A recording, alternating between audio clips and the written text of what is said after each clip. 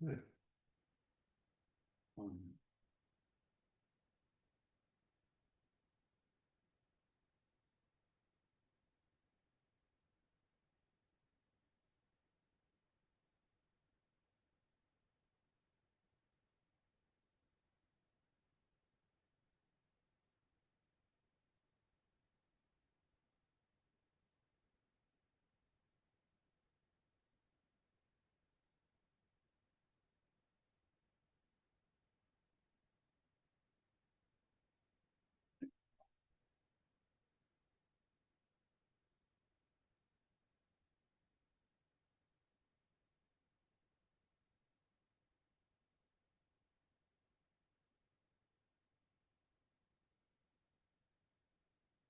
Looks good. I think, looks good. Anybody here? Yes? No? We're hearing everything.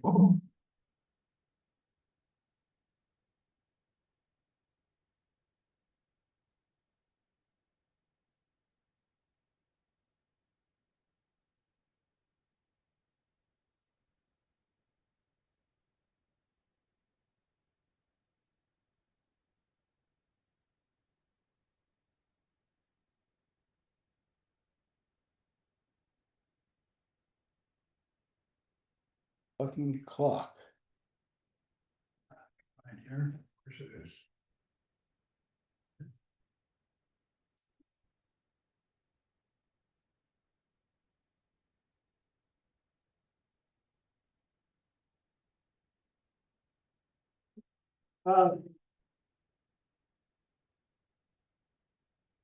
Thanks for getting all this ready. Oh, yeah, Chris helped too. Yeah, he said.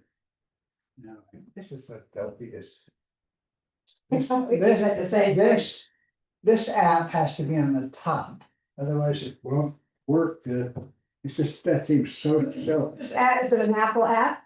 No, this is this Osbar. Oh, okay. Nothing to do with, I gotta adjust this.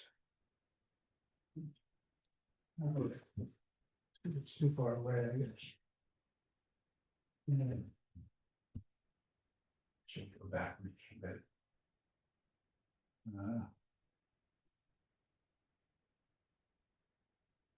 Here. Hey. It is 6:30, right? Yep. Okay.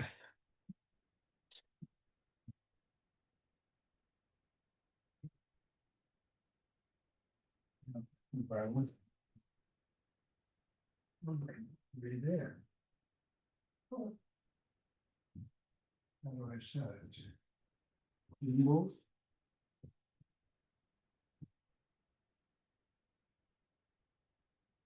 Okay.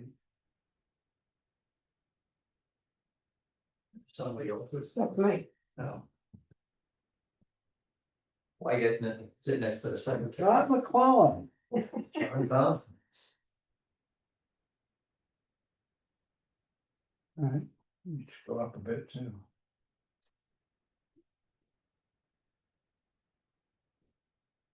Alright, you feeling okay?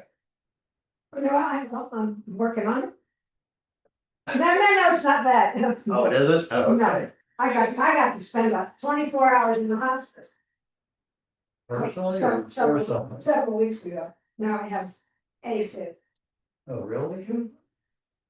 You still wearing your thing? No, they took They took it but I away? haven't from them. They haven't heard how bad or If it was really bad, they would have gotten in touch with me. No, I'm gonna. it would never be really bad. They're just trying to use it to determine I have to. what sort of dose or whatever it is they're going to give you.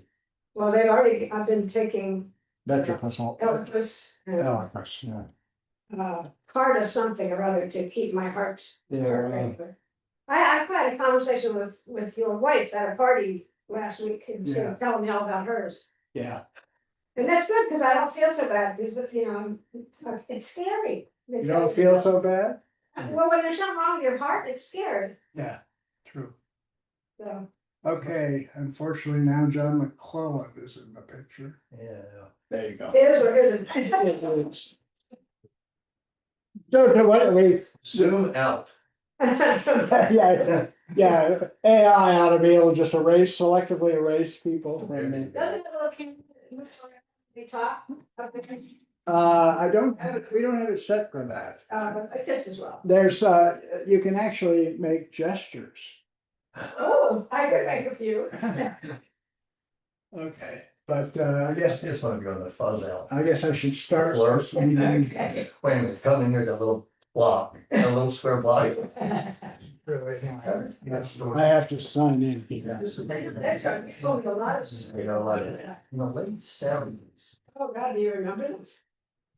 when I was working down in, outside of Ocean City, friends of mine, they, That when you worked at Pioneer Town or? frontier.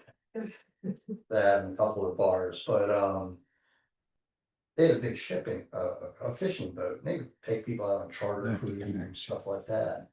And they went out there and they were 4 or 6 miles off the coast, and they came across a big bale of pot that must have been dropped from an airplane. Now it's ruined because it's in the salt water, Yeah. right? No, so they took a picture. They blew it up like something probably about this big, Yeah. and it's 3 of them sitting on the back of the boat, just big mound of pot in front of them. And you whack out.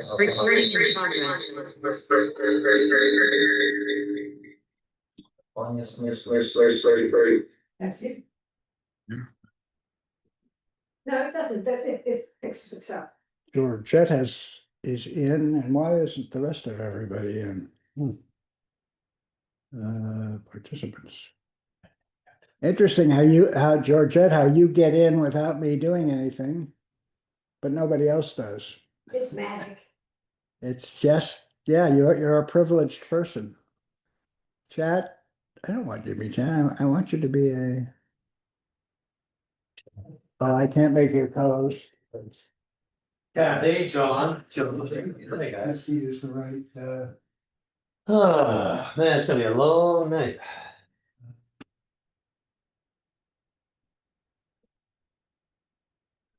So. You're gonna say your piece and walk away. No. Thank you.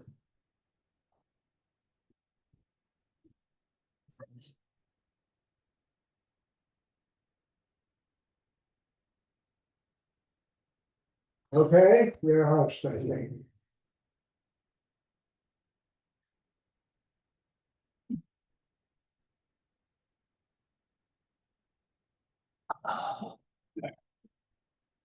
The background. Let's take a guess. It's like a vote on how many people might show up for this meeting. To this, you mean this, This hearing. Public hearing? Public hearings. yeah, I'm saying 10. you are. I don't think there's too many people coming to this. We got 4 or 5 letters in the last hour I know. from, they were the only letters, right? That we I received. know, and they're about 5 sentences long. They were all the same. It's like the same letter. I It's like know. Settlement. It's all the same group. She was the woman. And she. Everybody can hear us, probably. Keep that in mind. That's super. Let's see, who, there's everybody right there. Yeah, that's. No, I don't feel threatened by any of those people. Hi, Jamie. Hello there. That was quick. Mm. Now that you're gone, all states got the inspection crew out looking at all the trees in the grove.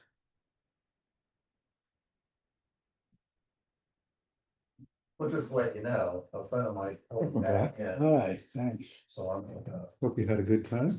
Had a great time. Back with a so. hacking cough. With you, I break into hacking coughing. Yeah. Geico, Erie Travelers, Safeco, you name it. oh, really?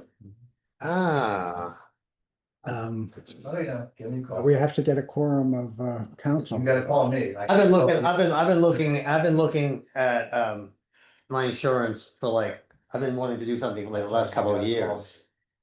And you had your chance the last 10 years, man. What are you talking about? Huh? Oh, good.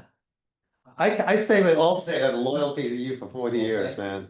It's, you know, it's been over 40 years, Mm-hmm. back when it was Liberty Mutual, right? I was 43, 43. I think I was 1982. I came to your office and you were like, you don't have insurance. It lapsed. I don't understand this.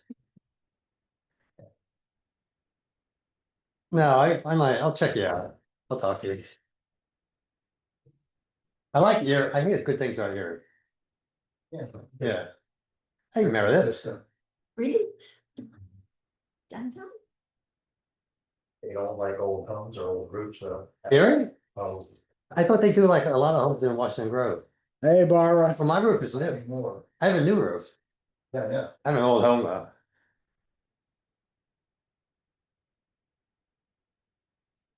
Okay, that means we still don't have a quorum You got a minute. of, But now Erie's got a council. brand new roof and brand new heating system, air conditioning heating system. But we know Chris will be here. And they came out of the inspector actually a while ago. They said there was nothing, they said nothing. I put together a Yeah, page of, there are What branches is- touching the house though. I'm surprised. Touching the house. although what is the company? Most of them Yep, I'm off, but- pretty sure that, Yeah, like, I have to it anyway. now has it. They're obnoxious, yeah. Oh, beat They booming don't all the time. understand, you know, it's all just a plan. Ladder. Right. You know, the actual execution may follow it and may be modified based on certain. You're almost late. Those might be. You just made it. Uh-oh. Welcome back. Yeah, Are you awake? oh, that's not the problem, it's whether I'm hacking my, it's not Oh, like I'm no. on my deathbed. You were at tennis this morning, right? Yeah, Yeah, I use my own private bubble. you I- did I didn't all join. over, yeah. I was in bubble C. I Is sort that on of, the way back or did you have that on your trip? Your I illness? had it about the last week, but Oh, no. it was. I don't usually get anything. Yep. This time New germs. it wasn't debilitating, I mean, it Yeah, was partly debilitating, but mostly everybody had to put up with my Hacking. coughing, it sounded like I was on at death. You should say, everybody with mine and fill in the blanks. Thank you, David. There's a list to pick from. Pick one. Oh, Nick, I was wrong. We can't, public people aren't allowed to be here. What? No public people are allowed tonight, sorry. I think I gave you the wrong info.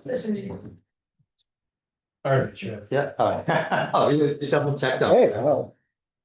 Everybody's here, Crystal should be here, he set it all up, so I know we'll give him another minute or two. He's busy writing emails. There's like 50 emails from him right here.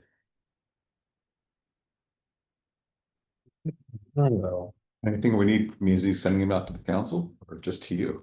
What's that? Is he just sending those emails to you or the No, council? it's not to the council. Yeah, I was complaining. It's to everybody but you. It's weird how he's. Thank you, Peter. Feeling the love. Hey.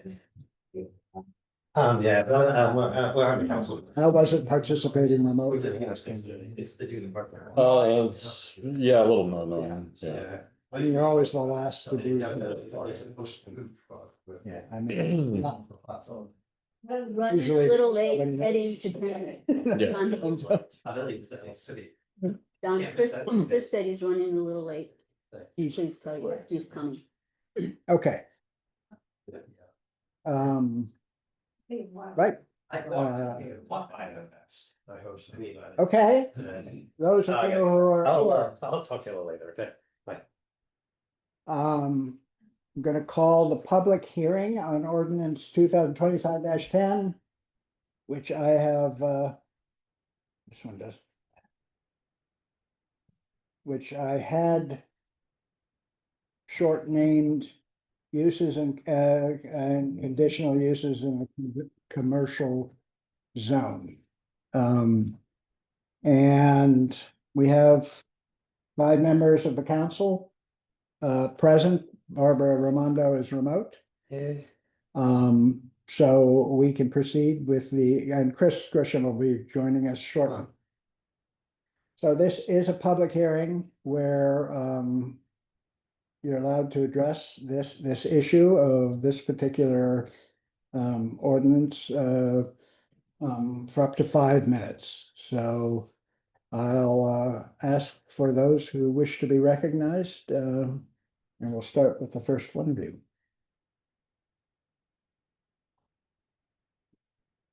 Anybody here to provide testimony on the ordinance? Wow. Can I ask questions about the ordinance or am I? Well, That's that's, just taking testimony. we're taking testimony. This is so you have 2 chances to talk about this ordinance. One would be now.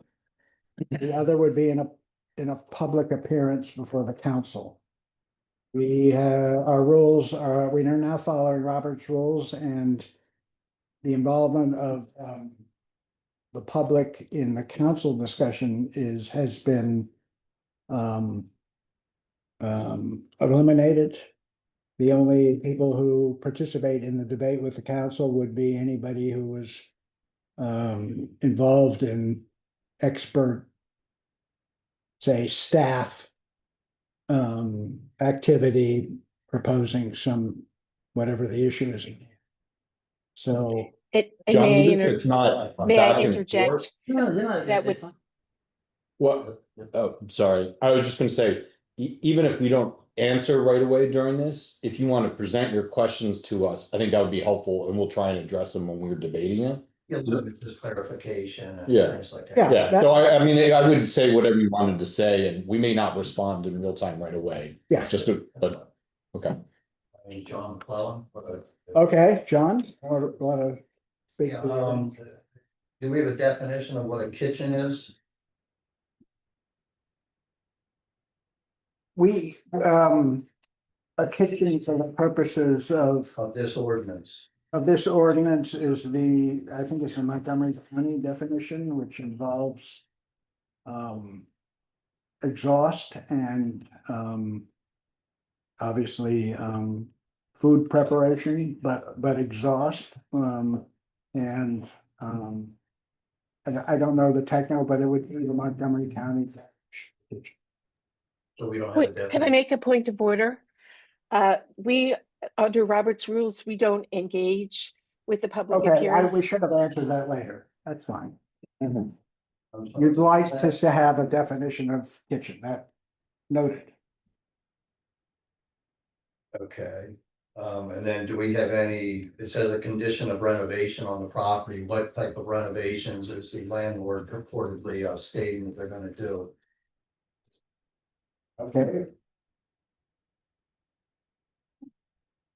You might not have an answer, but I'm just telling you that you're taking public opinion on passing an ordinance for changes based on a lot of what ifs.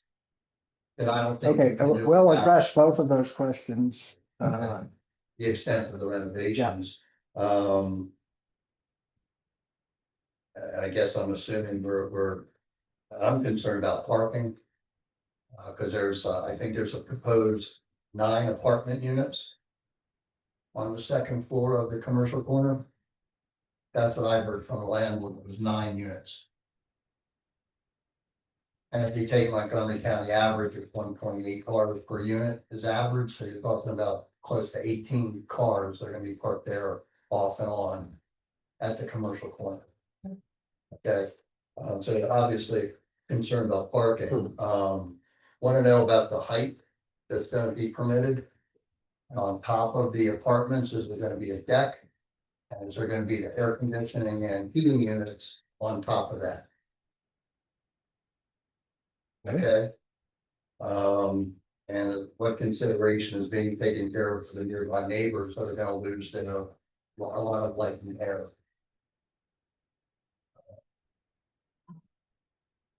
I guess other than that, without specifics, I can't go into the other things in there, other than to say, what additional steps is the town of Washington Grove gonna do for adherence for the tenant opportunity, and who's gonna take control of that with tenant affairs? Is it gonna be Montgomery County?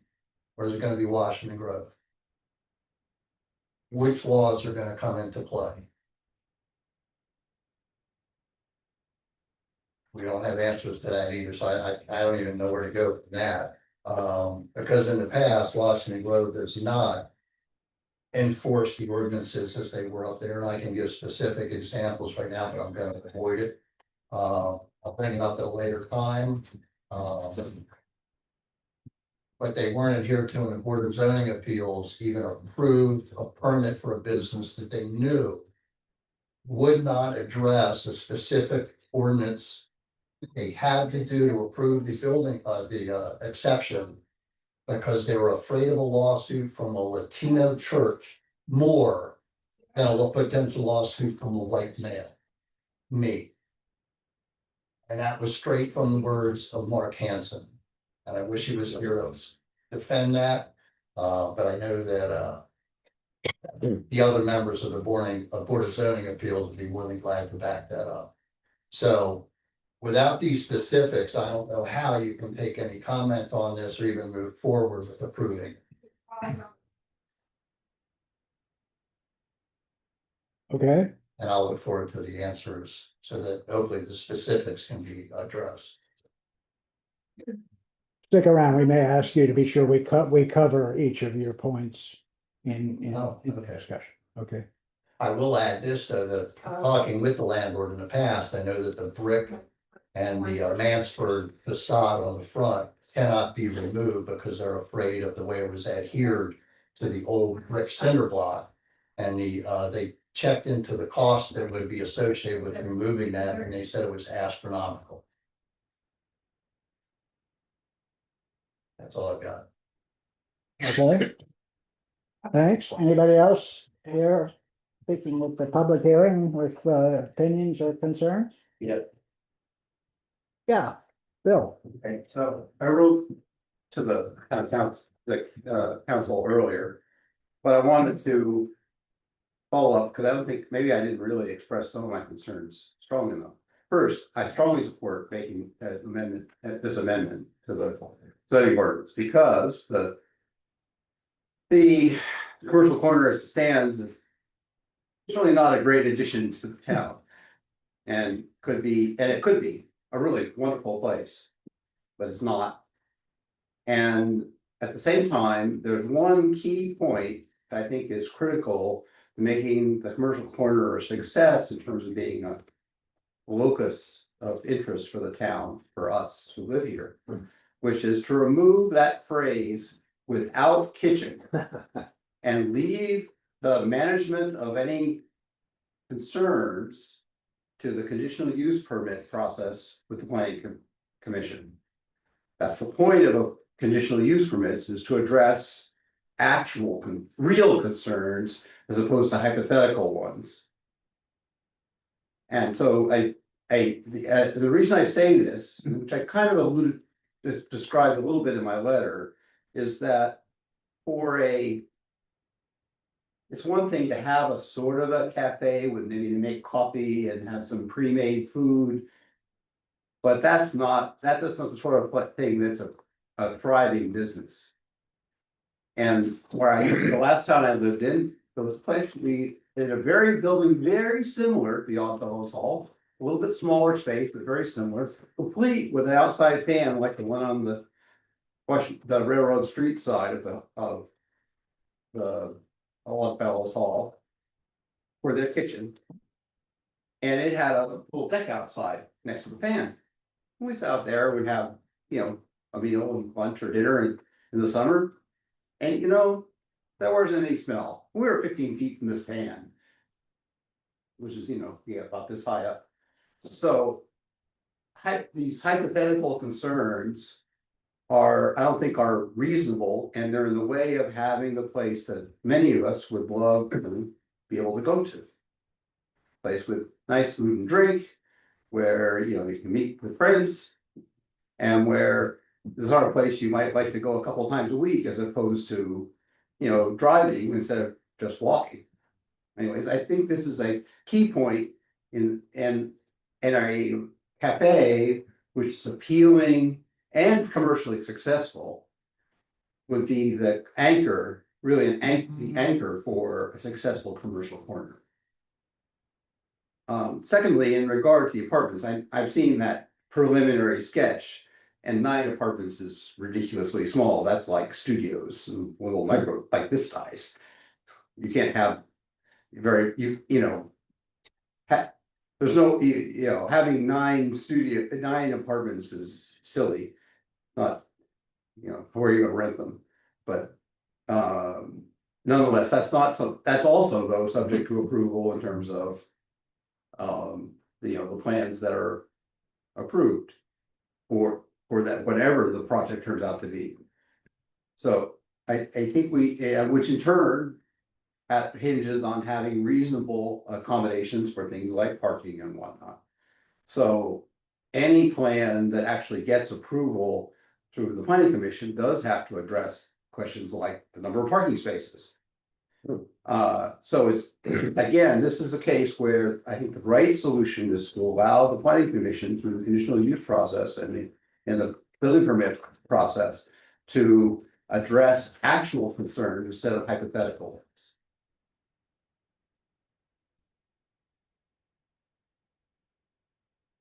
Okay. All right, thanks, Phil. Anybody else? Can I just ask one other question?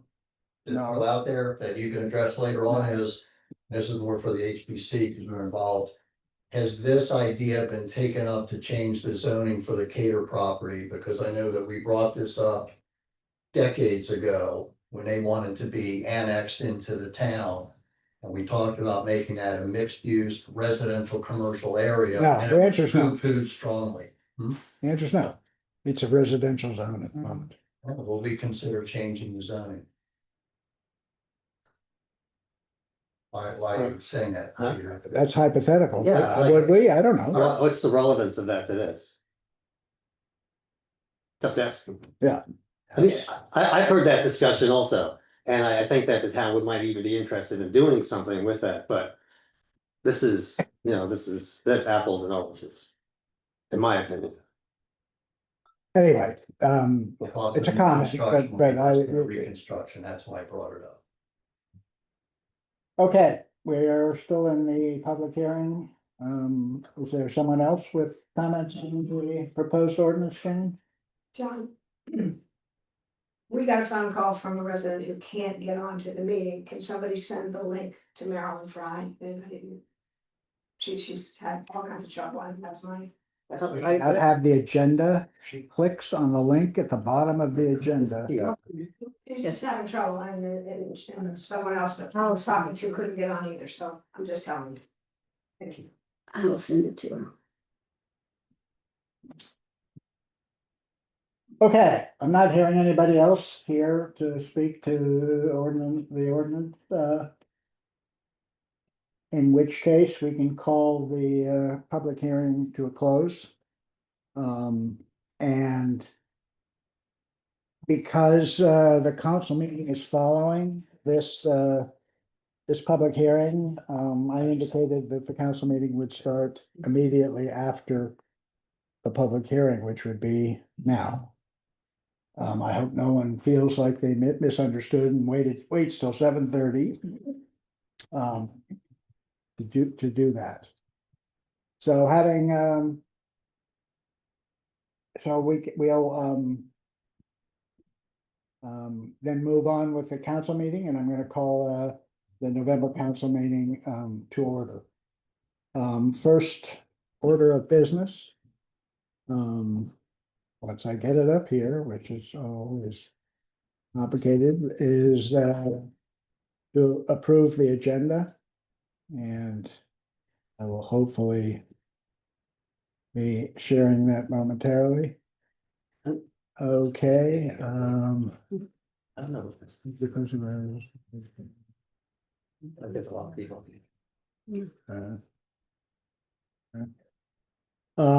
Okay, this is exactly as distributed prior to this meeting with a couple of minor changes which are highlighted in yellow. Some words were added at the bottom of the council report to better explain the point in the council report concerning a potential new crossing of the ditch behind the playground. Also, I've added another item in the mayor's announcements, mayor's report. And yes, those are the only two. So any comments to the agenda? John, this is Nancy? Jane. I think your agenda says the September treasurer's report, it's the October. We want to hear the September report.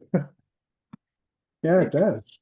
Yeah, I had too many copies of this agenda in Beijing, sorry. Things got confused. Okay, I've made that change. That's correct. Any other comment?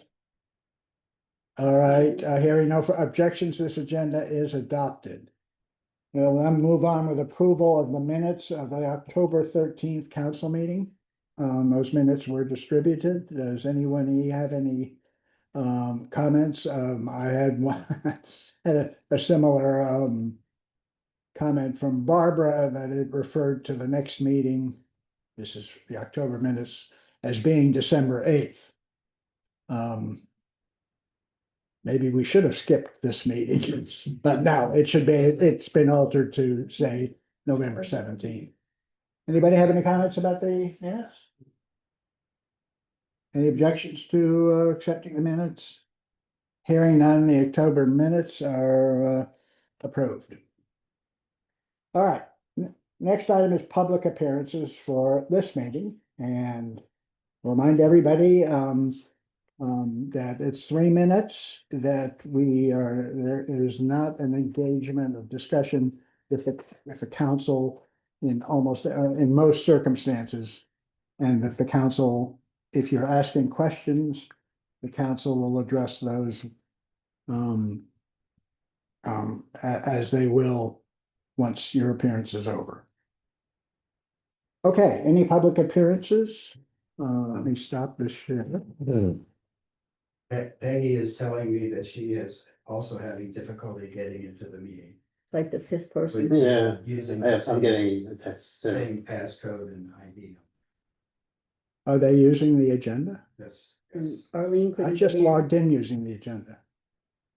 I clicked on the agenda and that's how I'm in here. Yeah, and there's lots of people. See if she shows up. Marilyn got in like. Carolyn's in. Marilyn, did you use the link I sent you? Which I copied from the Yes. agenda. What, Okay. I was trying to get in with the one that was sent out a couple of days ago that had a link at the bottom. And I was getting an invalid. But somebody sent me one a few minutes ago. And first time I tried to go in, it wanted a password. And the second time it let me right in. But there was something wrong with the one that was sent out the other day. That or computers seem to hate me lately. Could go either way. If you can be more specific, just so we can try and avoid this, what do you mean the one sent out the other day? The one that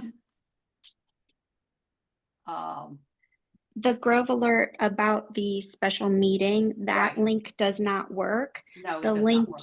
the link in the bulletin does work. Okay, I didn't look at the bulletin. The Grove link doesn't work. And then I got one, Mary Warfield sent me one. First time I tried to go in on it, it wanted a password or something. So I tried again and then it let me right in. Okay, there may be something wrong with the one in the Grove alert, which in any event is for the town meeting on Thursday. No, this was for the tonight's special meeting. There was no. There was also one for, Okay, let's, you're here, that's good. those are Hopefully words I don't everybody know. else is getting in. I ended up Okay. using the link from the October 13th alert for the October 13th meeting to get in. It ended up working, let me in, whatever that's worth. Would you repeat that? I used the link. There was a meeting sent out on October 13th for a meeting on October 13th, and that link let me into this meeting. Yes, because it's the same link. Use the same for link. That's what all I thought. council So, meetings. yeah. All council meetings have the same link so far. I'll make a copy of that link then and put it somewhere. Yeah, I mean, that's what you should do. Just Yeah. paste it in your notebook or whatever. All righty. Any public appearances then? Any subject? All right, hearing none. We'll move on from public appearances to the treasurer's report. We have Jean here. Let's do this right and have a motion to accept the treasurer's report first. Have a motion? Okay, A second. all right, John Porter seconded. Jean, you want to address the I took comments from last month's meeting, that were made on certain expenses and created, a bit more clarity, transparency by creating new accounts, to cover certain, expenditures that had not been specifically planned for, but fit within a certain area's overall budget. There's not much on the income other than what you see in my notes on the right-hand side. In the expenses, yep, there, John, stop. The maintenance coordinator salary, we still have Steve Wertz and Dane Clark on staff should they be needed. And they were called in July to work on their sprinkler emergency situation. And they don't always want to be paid. This time they did ask to be paid. So that's what that 1,500 is.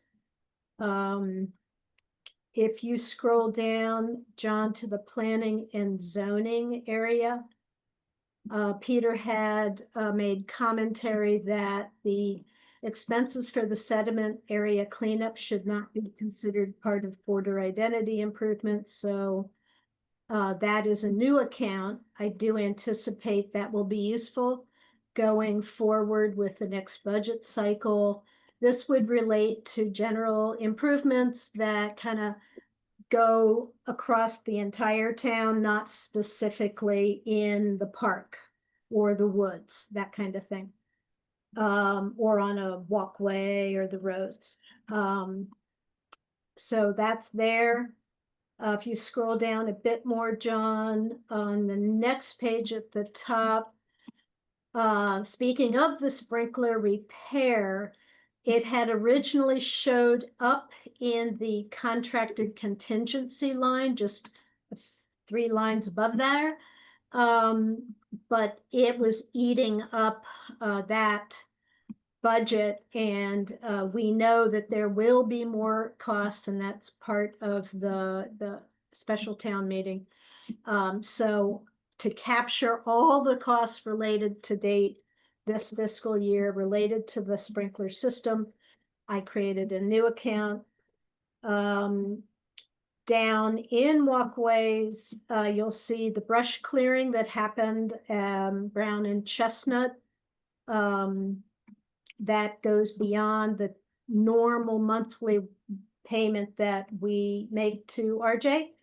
And we have a couple contingency places. And this is where that work went.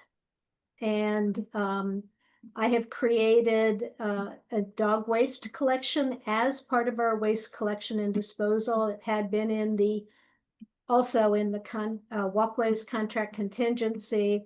I think it's more appropriate and more fitting to keep it in the section with waste collection and disposal.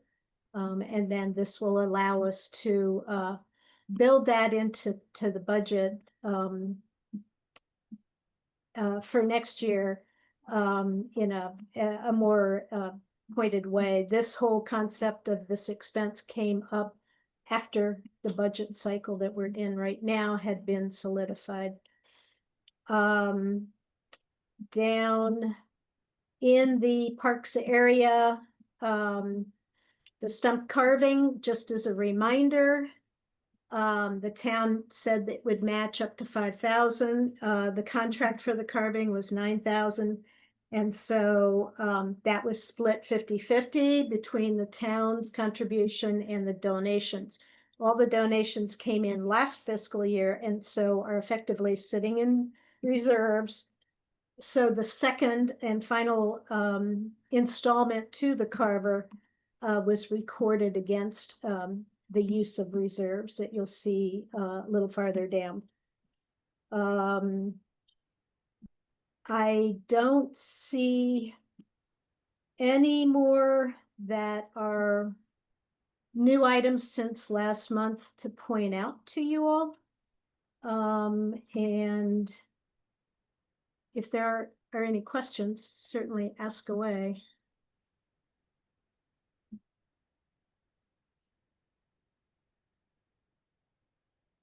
Are there any concerns we should have about expenses at this time? I don't have any concerns at the moment, no. Okay. So could I ask a quick question? Do you know, this is Chris, do you know what the sum total of the 2 repairs were for the fire suppression system? Well, all the repair same work here. related to that situation sits in that one account. Okay, Yeah. Because there was the rental of the scaffolding. yes, yeah, okay, And then we had to pay extra for Guardian. They sent people to help, so there were multiple invoices that added up to that whole amount. okay. Thank you. I can give you the detail later if you wanted. The actual repairs, Dane and Steve's time. Yeah. Yeah. Yeah, I was just trying to get a ballpark of what we spent so far for the 2 repairs. Yeah, can we Yeah. have, we can have that Mhm. perhaps by Thursday. Yeah. for the Oh, town yeah, meeting. yeah.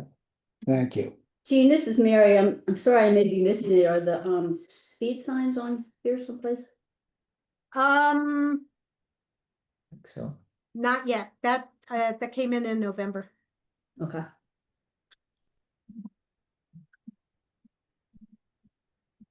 Okay, that means you can ignore the speed signs. Okay, thank you, Jim. Any other discussion? Let's vote to, go ahead and vote to, accept the report. All in favor? Barbara, yes, all right. Report's accepted, and now we'll move on to, Jean thought it would be helpful to review the financial plan at this, juncture of the year, so she provided an updated, financial plan. Yeah, the final audited results have come in. We have a clean opinion this year. Oh, yeah, I'll there's get that that too, out yeah. for the, John, I think I sent it to you. We'll get that for the December meeting, I guess. Yes, yeah. So I took the final audited numbers for fiscal 25 and updated the, are you gonna put that up on the screen? Yes, I am. Here it is. Okay, so the first line, the auditors consider our general fund one big pot, and we have some kind of like town designated and memorial funds that, they don't track. I track those separately. And then we have the federal money, the ARPA money. So that total of general funds that you would see in the audited financials, all of these numbers on the top row add up to that number. I then took our actual revenue and expenses through October and came up with what our fund balances are at the end of October. And then the last lines below that, if we took the approved budget and fully expended it, the numbers that are down on the lower section here are the remaining balance of the budget that has not yet been spent or income have been received. And so by doing that, that's a projection, and that's making the assumption that our approved budget plays out as it was written, which we all know does not happen. Because it's just a budget. Then the bottom line is what would be projected to be the fund balances at the end of this current fiscal year. And certain designated funds, should be expensed out during the fiscal year. And we will have spent the lion's share, hopefully, of the ARPA money. We have till the end of 2026 calendar year to fully expend it.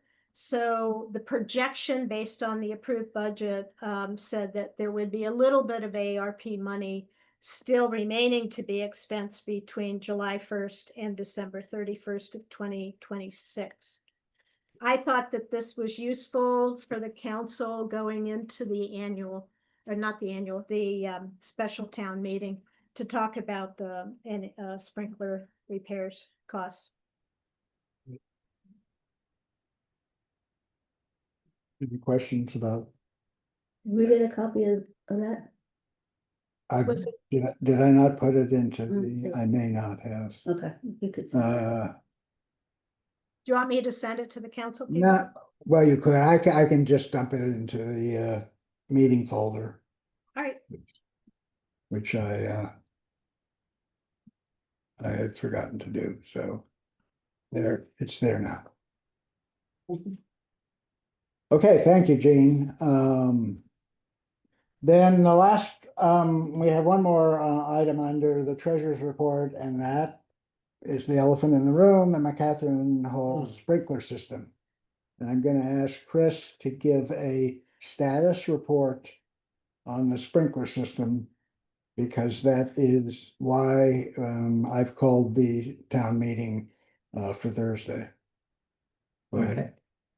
So, thank you. So, the status report, we all know that we just recently had some repairs done about a week ago, I think, or maybe a week and a half, but the system seems to be holding. Originally, prior to the repair, the 6 leaks, we had the air compressor cycling every 3 to 4 hours.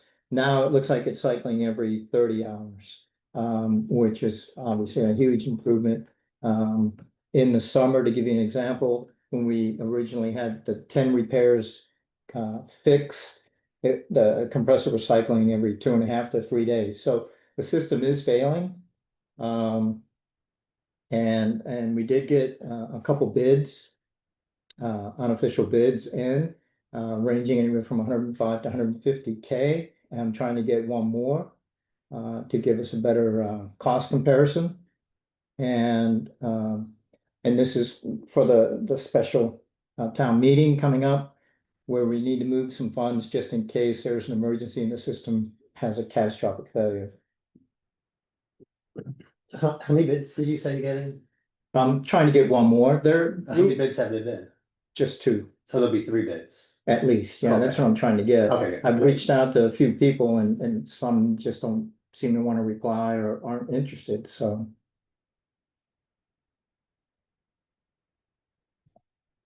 Any questions? Okay, I'm gonna refer back to this in a moment. Yeah. That in just a moment. All right, that brings us to my report. So first off, the kudos for the month. Go out to the Eastwoods Trail Maintenance Volunteers. Patty Klein, Patron, Bruce Stagey, Monica R. and Deb Melferber and Dave Cosson, who contributed their backs to trail work in the East Woods in October. Yes, Saturday, just as an aside, there was a West Woods effort, I believe, at Whetstone Spring. Also kudos to the road cleanup volunteers. Now, I could give one of those every month, but this month's particularly notable. For October, of course, it's sponsored by the Gateway Committee, but apparently a record 16 volunteers collected 54 pounds of trash at this session. And, you know, they're doing this every month. So where's all this trash coming from? I mean, What do you mean? It's kind of different. Did you drive on those roads? yeah, I know, but it's You play McDonald's, I'm done. it's appalling, and this It is is. why the Adopt a Road program, Yeah. it has an impact, because this happens on a lot of roads, Mhm. not just the ones we're doing. Sorry. Lastly, to the Ghoulish Recreation Committee team and the many volunteers who created the elaborate and creative haunted gazebo maze this year and provided a Halloween food fest enjoyed by many kids and adults. So it was quite the effort. Also, they had to put it up twice, I apparently due to some weather issues. But certainly all credit to the rec committee and all the volunteers for moving. All right, moving on back to the virtual special town meeting, which is Wednesday at 6 p.m. and will be just virtual. Thursday. Thursday, yeah. Thursday? Yeah, Thursday. I thought Thursday and said Wednesday. I've also said 6:30 several times, so it's 6 Thursday. It's Thursday. And the purpose is for authorizing spending in the event of that the McCatherine Hall sprinkler system needs emergency replacement. So you just heard, Chris, we have two proposals. They do differ significantly. We haven't pursued why that is, but we want to get a third one, but it's in the neighborhood of 150,000. That money is not in the existing budget. So in order to be prepared to do this in this fiscal year, we need to alter the town budget to include funds. Obviously, those funds will come from our reserves, which is why Gene was showing the reserve balance numbers. And of course, we'll go through that again on Thursday. This is solely to have the money available should it be necessary to do this fiscal year. Hopefully, we won't have to do it until next fiscal year. And it's possible in the interim, we could locate some outside funding that would help with this sort of maintenance in a historic building such as McCatherine Hall. So hopefully that's where we are, but I hope everybody will. I don't think this meeting will be very long, under 30 minutes, if I don't talk too long. And it's a pretty straightforward proposition. Authorize the funds, not spend the funds, just have them made available. So we do need a quorum, which is 50 voters in town, minimum of 50. Okay, next item, the radar speed signs. Many of you, I hope, have noticed them. They have been put up on Brown Street between Ridge Road and, between Maple and Grove. And on Chestnut between, I didn't look at that one. Between Macaulay and. Macaulay. At Carrie's house. Carrie's. At Carrie's house. Okay.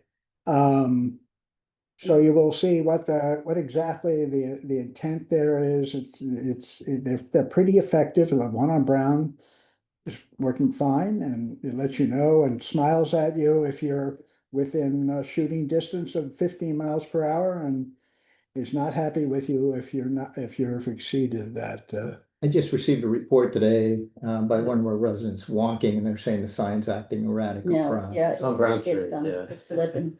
Yeah, so we need to But take a look at it. kudos to Chris and Steve who have spent a lot of time at that sign trying to get it figured out with the technical support. We so, may end up getting a still, new one from these guys. Yeah. Okay. All right. The dog waste stations, as I hope everybody knows that we installed 4 of them around town. And we, that involves, the signs the stations themselves were free. But the company who installed them also provides the bags and picks up the waste. And so, and there's a service fee for that, so we pay a monthly fee to them to handle the waste, and reportedly, the waste stations have been they've been filled. filled. Some of them have been filled to Yeah, capacity. actually, almost all of them get filled just prior to when they need to be picked up. I talked with them, just to make sure that it's not people throwing trash in them, and had the technician check, and he said it's mostly the bags, so they really are being used for that purpose. So I told him to, monitor it, because with the colder weather, and they might not be Yeah. used as much. But if it continues to be, high, we might have to consider whether there are 2 options, either increase the time, I mean, shorten the time that Frequency they of pick up. Mhm. Or it might be cheaper, because looking at the options to just get another station, and keep the same frequency, but. Okay, We'll see what that is. We did buy those stations. They weren't free. Yeah. okay. But I thought you said it's free, yeah. But it's really, they used to be always, more annoying than the poop is when people pick up the poop in the bags and drop them on the side for the right, grove, tree. the grove servants to pick them up. And I have not seen one poop bag since the stations have been there. I don't know. So I think it's really working out well. Okay, I just want to make one comment about the speed signs. I have never seen something in the Grove as radical as putting the speed signs up, where I have not seen one comment on listserv. I know. I mean, it's like, never. That's what I said to Chris. I said, put them up and let the comments come. And Yeah, nothing. So, It's unbelievable. yeah. And of course, the intention is, it's also in the of note in the council reports, is to move those around. They will be in their current locations and then move to other locations. It's the intent is to just alert people when they might inadvertently be exceeding the speed. also, it's collecting data. Oh, So we will be able to look at the different places we place it and say how many people are going, how many are speeding, and actually how much it changes it. So Time of day. yeah, time. That's gonna be my question. Have you seen any of the data yet? No, it's That's just too. it is not collecting license plates or anything No. there's nothing like that. It's simply frequency. Yeah. Time Speed people are of going. day, stuff like that. And these are only unidirectional, so we'll have to flip them on the other side. That's right. Data, but that's the intent. Yeah. But they weigh, well, about 80 pounds maybe. I mean, we thought we'd just go around, pick them up and move them around. They are horribly heavy for something. Not quite as easy as we thought it would be. But Chris can do that. You carried one by yourself. Right, okay. Okay, next item on my report is the Washington Grove Connector Shared Use Pathway. As reported last month, the 65% plan has become available. The liaison group and myself met with Gene Kapuznik to review the details that are in the 65% plan. And the MCDOT continues to work toward a 100% plan, at which point construction can begin. There is no current timeline for construction to begin as yet. Again, the swim contract is still being finalized. This is not the contract, this is the amendment, the design build amendment. Which where we agree, where we and the contractor agree specifically on the work that will be done, the design being finished now, the extent of the work and the cost.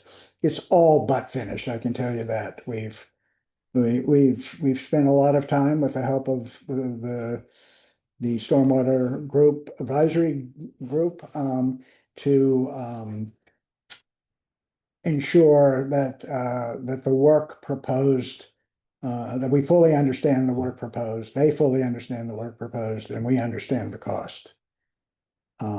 It will in fact be less than the amount that we approved when the main contract was signed.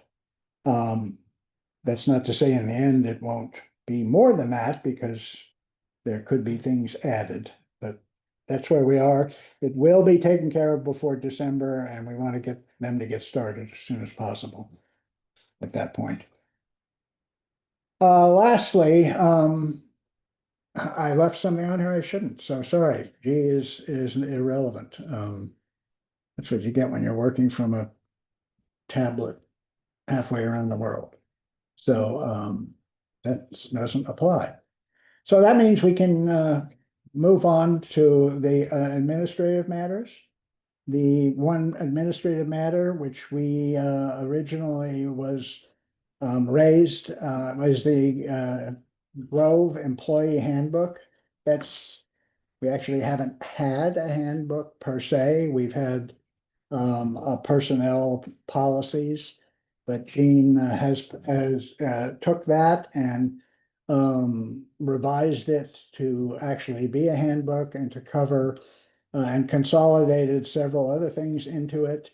And the council has been reviewing it, but we have not been able to discuss or approve it up until today. So we're going to resume discussion and possibly approve the handbook. So I'm gonna let Jean. Yes, Barbara. This is Barbara. I move to approve the handbook because we can't discuss it without a motion. Well, Second. I think it was already done. Okay. Jean, would you Yeah, care to so, explain? I started with the existing personnel policy, and there were several items that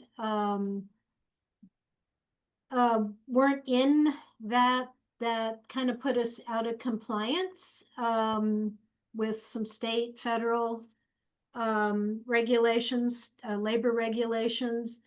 And so I incorporated those and tried to trim things down as much as possible.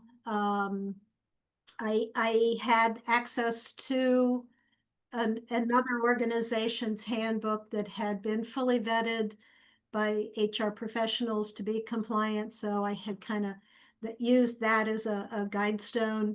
And then also two areas where staff need to be communicated to about IT, use of IT resources, and should we ever have another town vehicle. The Legit insurance company encourages to get the best rates, that you have certain sections related to IT and vehicle use in your policy handbook communicated to staff. So I've incorporated those as well. Sort of at a high level, the items of Maryland or federal regulations that the old policy did not have addressed: adoption leave, flexible leave related to caring for a sick relative, deployment leave, parental leave, pregnant and or nursing employees, and accrued unpaid sick leave for FMLA. Even though we're small, We are still held to that as unpaid sick leave because we are a local government. So those got incorporated in there. Barbara, I did make note of the one edit that you suggested on page 2.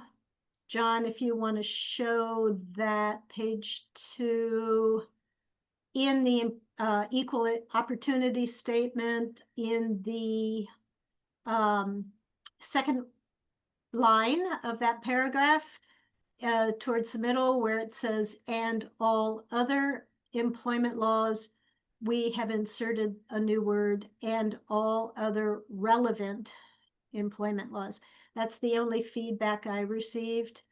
I'll make that change and make a relevant, yeah.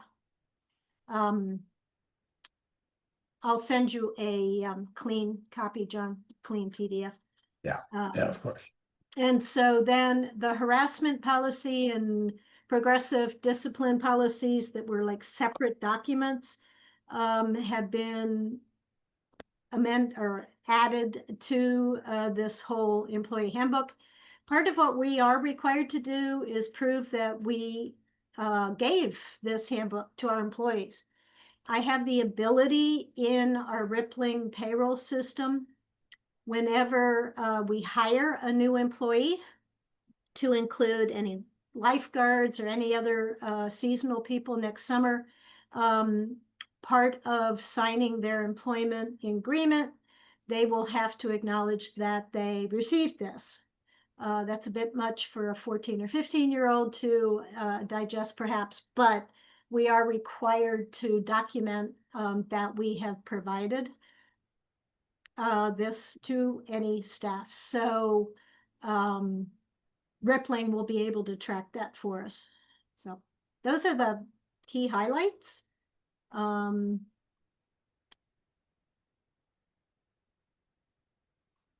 Any? Okay, might want to just remind me and the council, any material updates? No, I did not change anything that, if you go to the vacation leave chart that's up a little higher, John. Yeah. The original policy based what you earn based on hours. And so I've done my best, and Rippling really, you know, I've had to tweak it a bit to get it to comply with that. But you know, it's nothing material at all.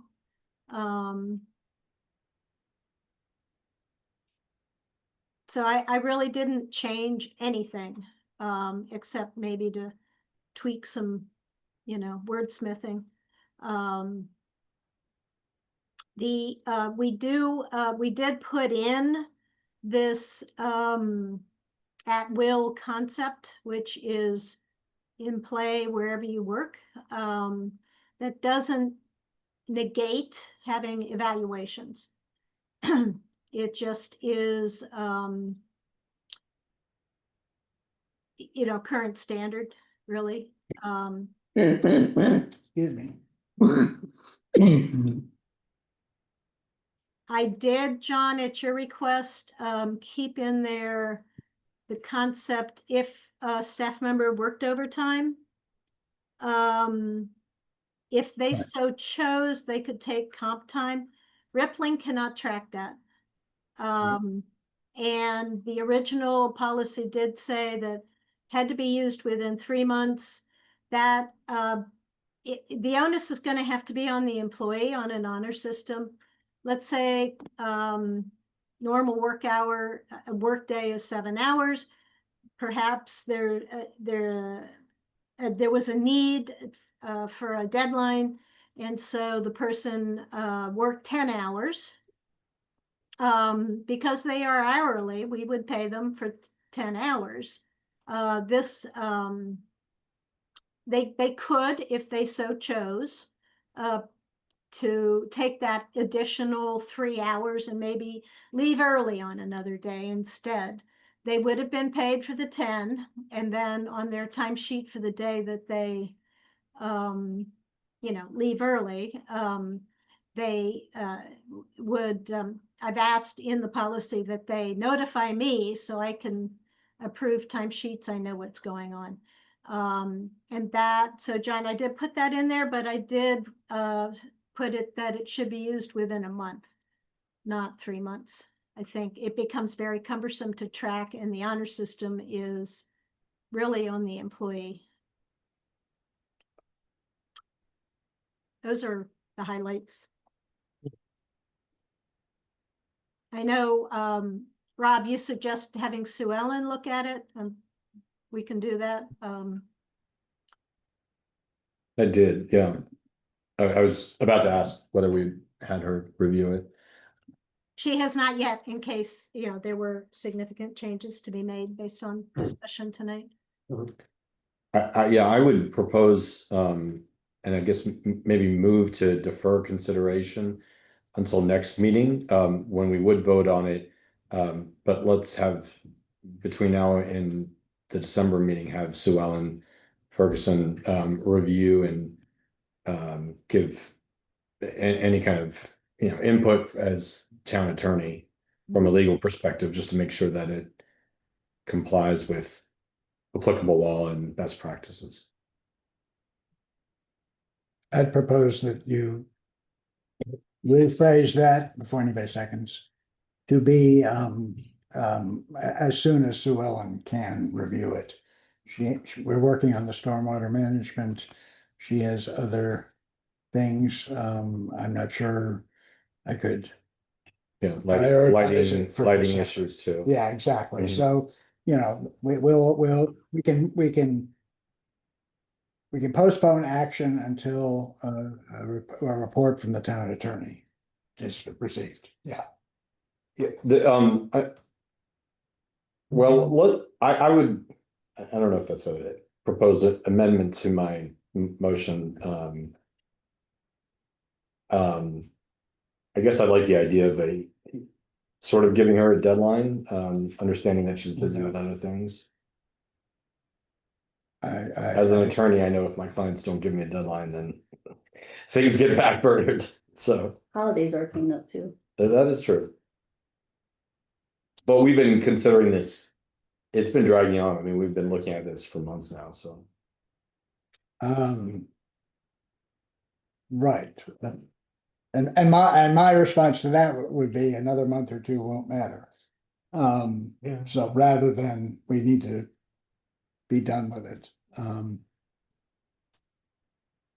Okay, we need a second.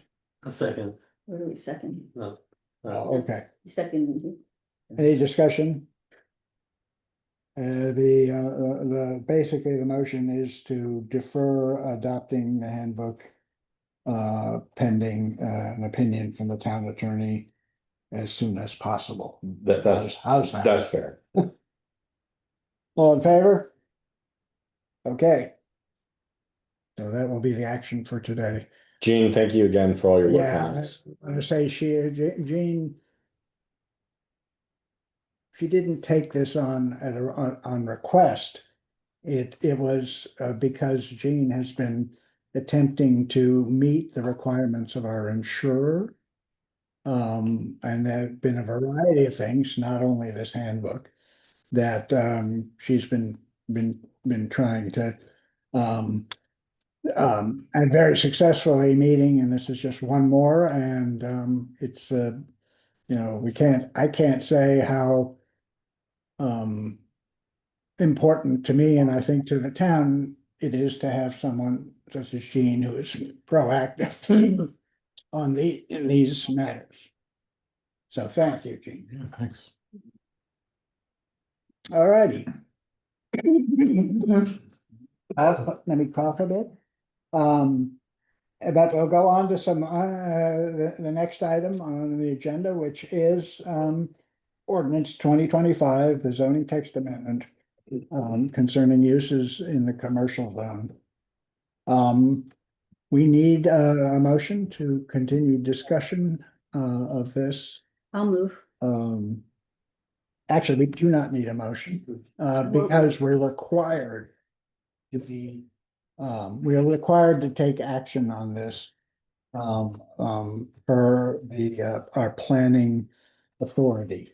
The planning commission proposed this, text amendment, zoning text amendment. The council must consider it and must act on it. So, that said, we heard some comments in the public hearing. Excuse me, That may one I of you- say, we still need a motion to approve. We're still, it's fine to discuss it, but like, what are we discussing? Some random things. The point is that we are aiming towards approving this at some point. So we do need a motion to approve it. I'll move to approve. A second. All right, all in favor? No, it's a motion. Yes, we are all done. We'll move on to Yeah, discussion. what's next? Discussion. Well, we just approved that we could get on. We did hear some comment on the proposed ordinance, and if anyone, I hope someone will address the questions that John McCollum raised, as well as perhaps what Bill Earl proposed. So I asked the same question about the kitchen. So, Before you brought this up. so my understanding is that it says in here that we say there isn't a kitchen. Looking at Montgomery County's definition of a kitchen, it's a little bit vague, but I think the distinguishing thing that we look at is if it has heavy duty equipment, which is hoods, which would, you need a hood if you have if you're cooking things that have noxious smells and you know, you need to have that, and that's not allowed. And we also, and that's why we say it's not gonna be a kitchen, we say it's prepared foods. So they're not gonna be cooking on site. And that was our understanding, and that's what And Bill that's why doesn't like about it. But, yeah. So I don't think that, I don't think, we don't use, as we say in the, you know, there is not gonna be a kitchen in there, But I agree. like a commercial kitchen. Is there, I mean, to what Bill said, is there a reason you have to specify that if whatever proposal comes up, it's gonna have to go through planning commission and be approved anyway? I mean, if I mean, if there's accommodations that could be made that would, I mean, if your concern is smell, if Mhm. someone proposed it, you could say, well, this is our concern, and see if there's, because I know there are hoods that don't exhaust to the outside, and so there are things that you can do. So I mean, I think we try to solve all the problems and put them in there, when what you can do is, you know, give the oversight so that when it comes up, you can address the specific problem as it comes, rather than, you know, be I could just Say tell it you, ahead of time. historically, having a kitchen has been a huge obstacle to moving forward with this. And so even in the comprehensive plan, pretty sure George may correct me, but in a comprehensive plan, we also say that there's not gonna be a kitchen on site, because people are very concerned, like if you go by Hershey's, you can smell their hamburgers or whatever they have cooking. When you get within 100 yards of it. Yeah, we don't want that. We don't want noxious odors. And so you can have prepared foods. You know, technology keeps changing, and maybe there is a way around that. Maybe they'll have 3D printers where they can make food. There you go. Yeah. Well, replicators like on Star Trek. Yeah, sure. Yeah.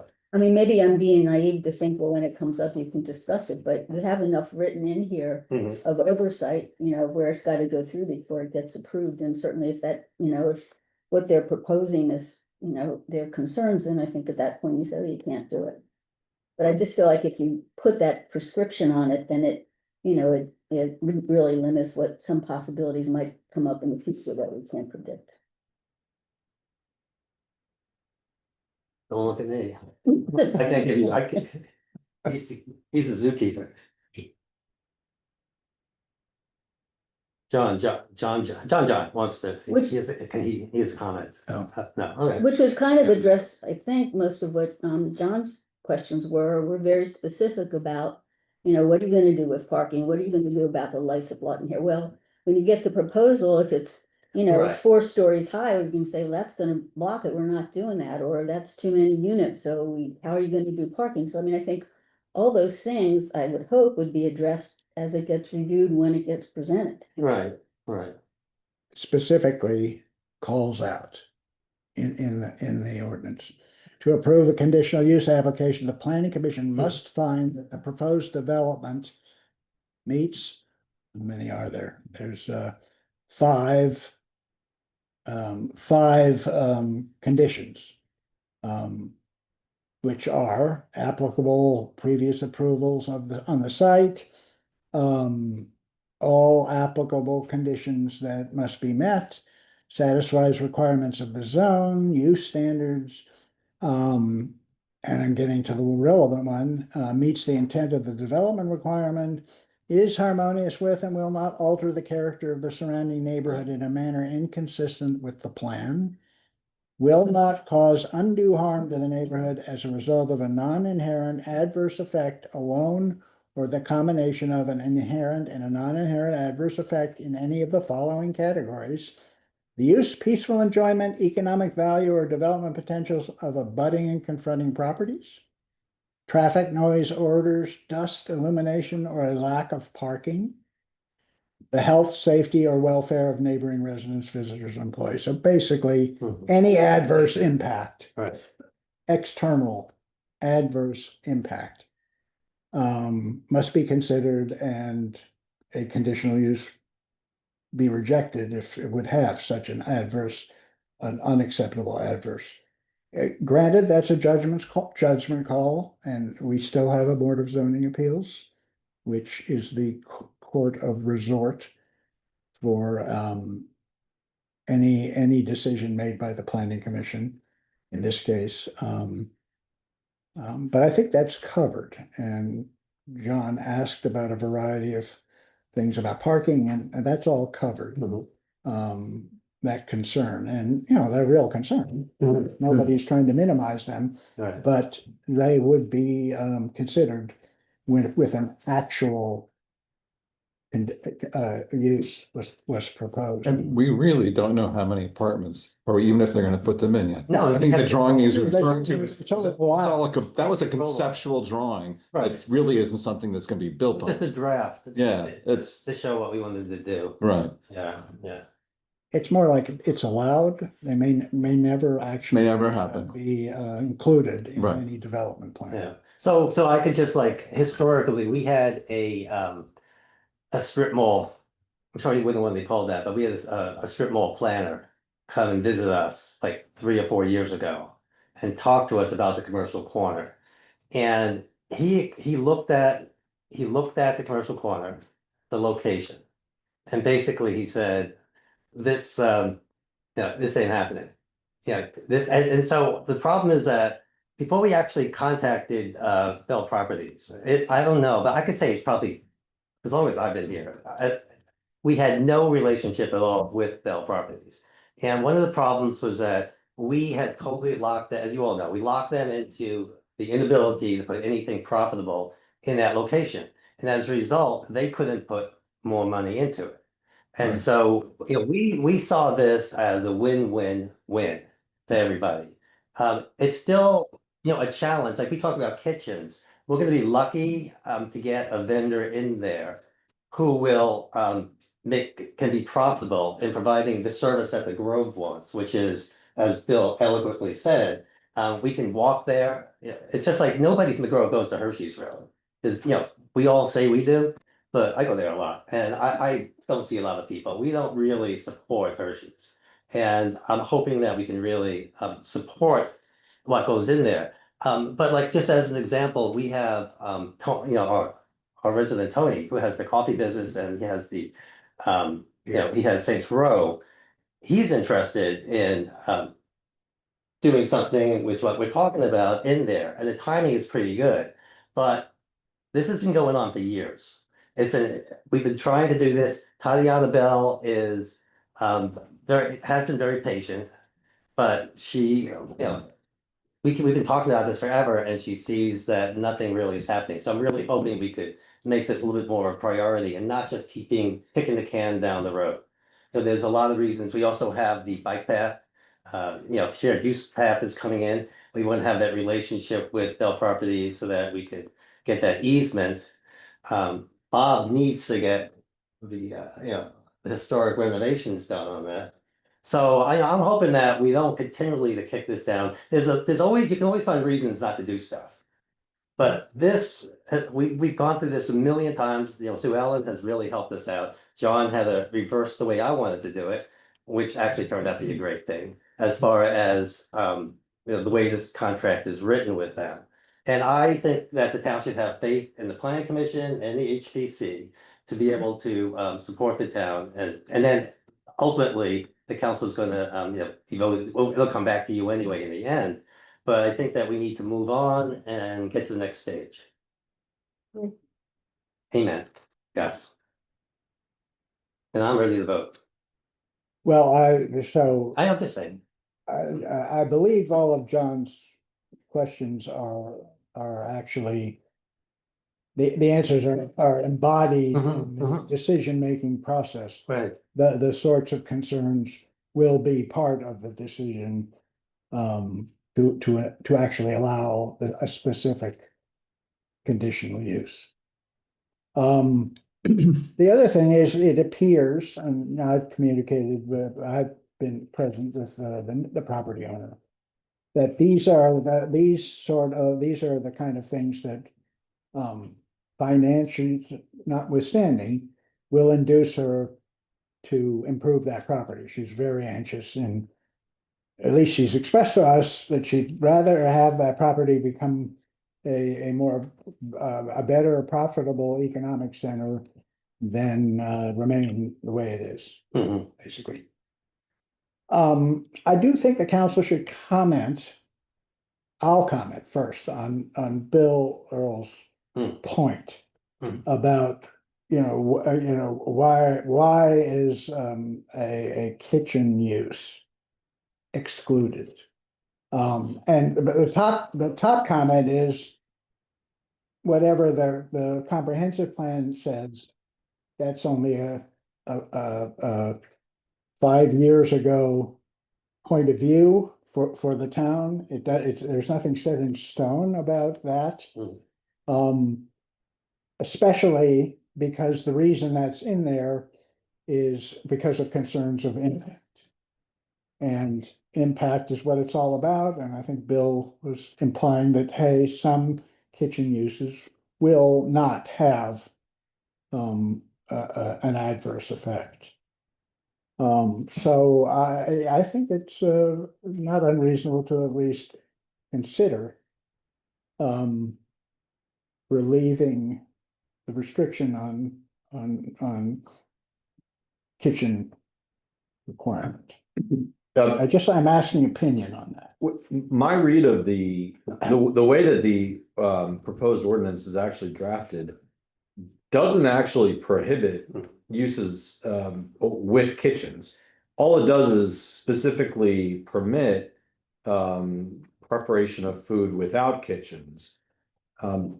So I think under the current ordinance, if someone points out contrary language, maybe I'm overlooking it, but I was reading it in light of Bill's comment, and I didn't see a prohibition there. That's interesting. So I think that I think that the concerns obviously are that there are more concerns, and so it may well be either impossible or take significant effort for a food, like a restaurant or something that is going to have a kitchen, to satisfy the standards that are set forth in the ordinance. But that's for the planning commission to evaluate, right? And You're gonna be evaluating, why does it have to be so prohibitive?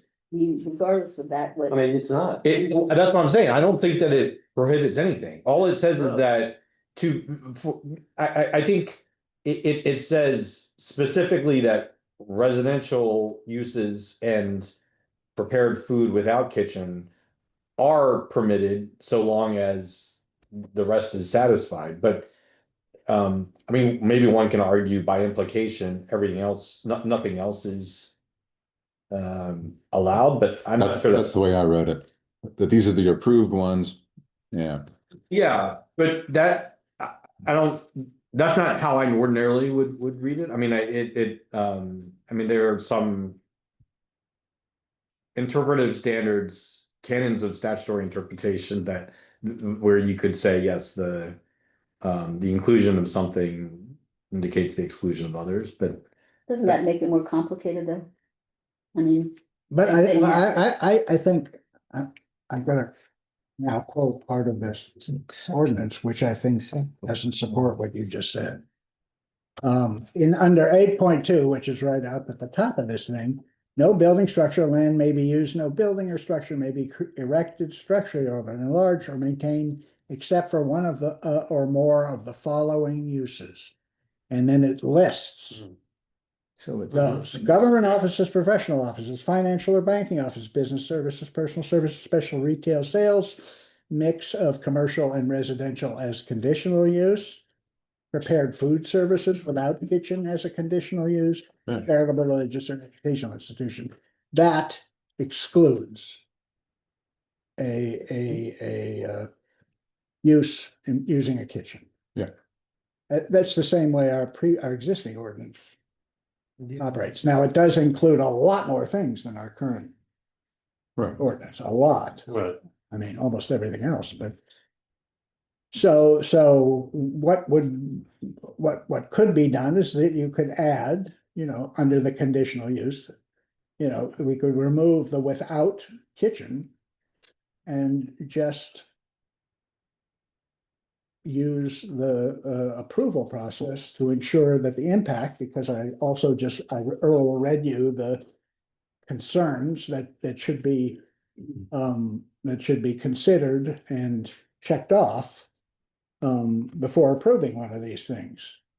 So maybe it can be, maybe a proposal can, and maybe it might not be approved. It would have to depend. I mean, I'll give you, I'll make another point.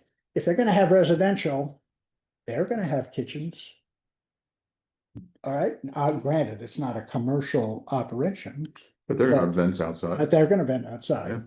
So perhaps the defining issue really is impact. I mean, a commercial outfit will have a fan, it might make too much noise. And the nearest properties, Applebee or whoever, I forgot the other one, might be impacted, which would be strike 1, 2, and 3 right there. On the other hand, it may not make noise, in which case the other issues, no smell, no noise, no undue parking, I think he's made an excellent point that we may be tying, hamstringing the whole operation. I'll move to amend the ordinance then to eliminate the qualifier without kitchen in reference to the prepared food services uses. All right, any further discussion on that? Well, how does that impact the progress, the Wait a process? minute, wait a minute, did we have a Okay. second to Rob's motion? Yes. Yeah. wait a second. Yeah. We did, Jim. Yeah. Okay, So how would that? Has no impact. The council can approve this ordinance with amendment. All right. I mean, my dream would be to have the kitchen. But yeah, I've been inside this thing, since day one. And we could not get this, we couldn't even get this into the comprehensive plan without, and they didn't even want it, they didn't want anything in there because of the old 7-Eleven. So I really appreciate, we have new people here. The enthusiasm is tremendous. And to me, it's exciting that the council. But I told Bill we would never do this, so you make me look good. Well, I think the important, another important aspect is that written into this are the criteria that the planning commission is expected to follow. Exactly. Therefore, Yeah. they will be able to evaluate Right. whether or not any proposal, kitchen or not, Mhm. meets the criteria. Yeah. Okay, And- I and, love You know, any fears about a kitchen it. Years, will yeah. become not fears, but actual proposals and Right, can be Right. evaluated. right. Mhm. Good. And that's what was the comprehensive plans issues where it didn't have a list of Right, only if it doesn't do any of the following. right. Any other discussion? I just think, John, I appreciate your Couldn't that be done comments. under a special exception? Versus overriding it, because now you change the ordinance dramatically without getting public opinion or comment, and you're gonna make a. Well, And under the other provision, if you left it the way it was, you could go under the special John, you exception. made your point. That's it. I'm sorry. The point is that this is a material change and perhaps we shouldn't adopt this today. But as we and we often do, allow some time for public comment on the revised, if you will. That's why I was asking you about the process, so now. Yeah. So now we're pushing it back another month. Well, but this is a pretty significant. Significant, yeah, and I think that I Bell mean, Properties- meaningful. I won't call it significant. It's No, I think meaning- Bell it's Properties will be meaningful. very happy with this. Could the council vote on the amendment, and if it passes? Yeah. Then I agree, I think John's point is a good Yeah, one, I think okay. it's fair from a Okay, process standpoint, let's see what the town thinks before Okay. we vote on the final bill. or ordinance. Okay, we just talked about process. All in favor of the amendment of removing the qualifier without kitchen from use? Barbara? Okay, that's, Yeah. all right, want to make a proposal then to defer? Yeah, I guess I move to defer the ordinance as amended to next month to allow for public comment on the amended ordinance. Right, and consequently, the quote, public hearing record would remain open to accept additional comment until December 8th, the December meeting.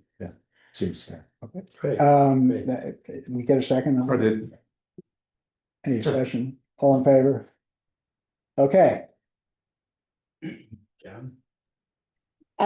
Well, John, you didn't ask if there were any opposed. I'm opposed. Oh, I'm sorry. No, You didn't speak opposed, so I'm sorry. I just see you're opposed. Okay.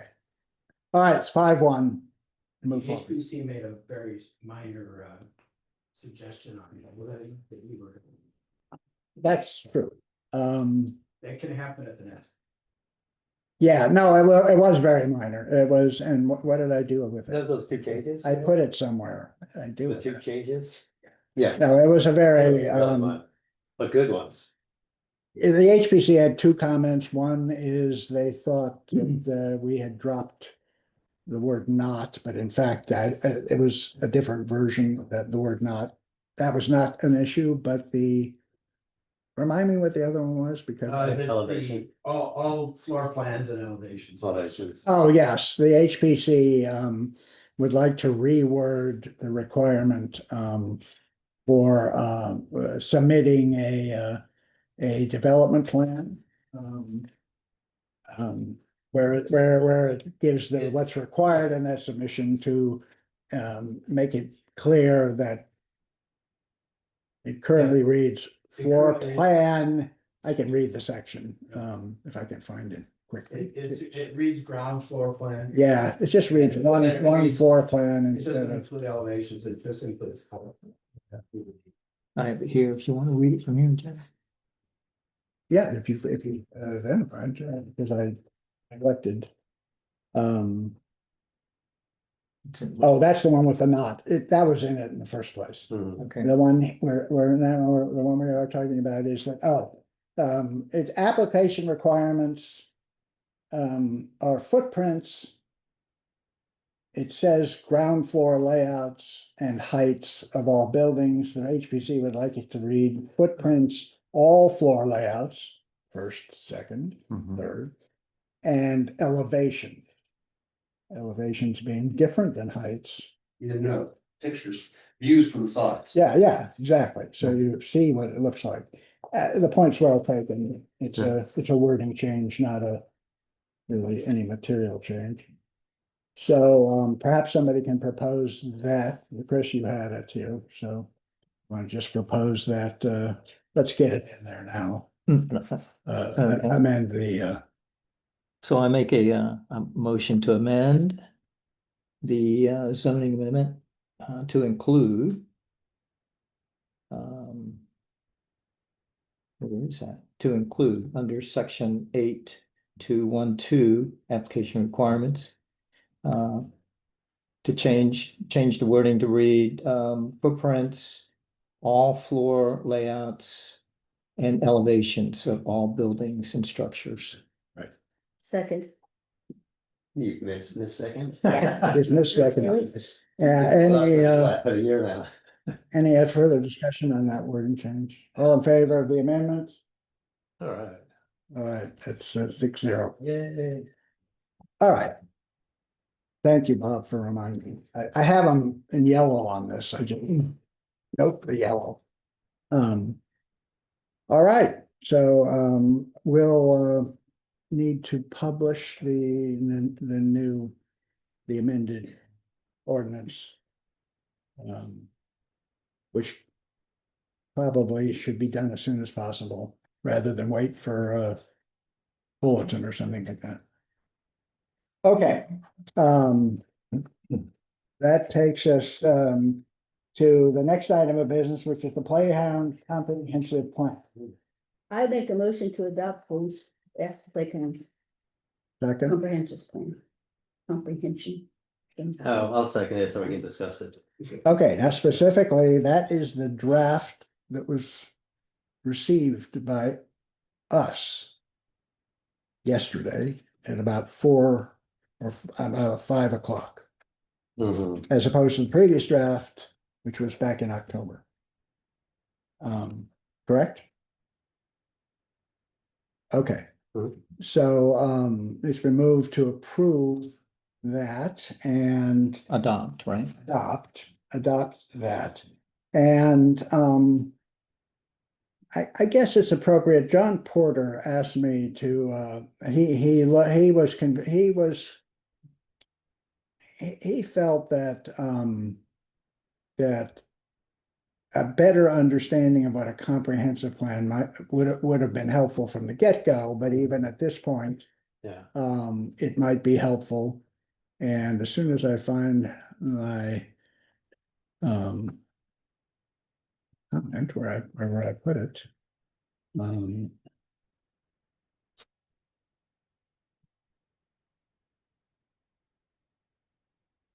there it is. Okay. So so between him and me, put together just a little review of what we think a comprehensive plan as applied to the playground. What its purpose was. And so I've put it up on the screen. First of all, what is a comprehensive plan? What you see in black is a comprehensive plan as a vision document for for larger scale planning involving land use, housing, and transportation. That it serves as a guiding framework for local governments to make future decisions by establishing shared vision, goals, and strategies to achieve them. So in my view, applying that to the playground, a comprehensive plan would be a vision and a goals document that provides a framework for future decisions that includes key elements needed to create a safe, engaging, and inclusive play space. And I think that's what the playground work group finally arrived at after a little bit of consideration. And just to make it clear, it's helpful to know what the comprehensive plan is not. It's not a final consensus. It's a tool to engage the community and establish a shared vision. It won't necessarily satisfy everyone's individual goals or visions perfectly. It's not a short-term or immediate action plan. It's a longer range vision. And it's not a legally binding document. Everybody now should understand that. It's a guiding document. For the vision to be implemented, local implementation actions are necessary. So in the case of a government like the county, they would have to rezone and create new regulations. In this case, the council would have to implement by action purchases, installations, etc. So emphasizing that it's not an action document. Okay, that's all I want to say. Hopefully it's helpful. Before moving forward, since we have a new version on the table, the Playground Work Group would like to speak to that version, and I will hopefully be able to put up their slides they provided. Always iffy.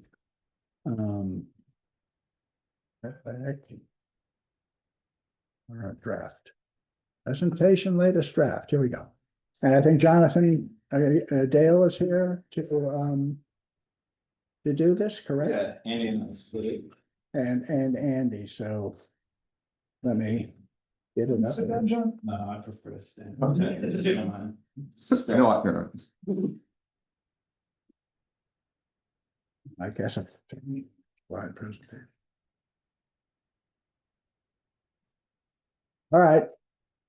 Well, thanks for having us and letting us speak here. So we did want to, so we've had substantial conversations, obviously, in the past month with public comment being open, and we've also had some input from counselors as well. So we wanted to give an update on where we're at, what's changed kind of in the past month. So we want to do a quick recap, very quick. We want to talk for 5-7 minutes maybe.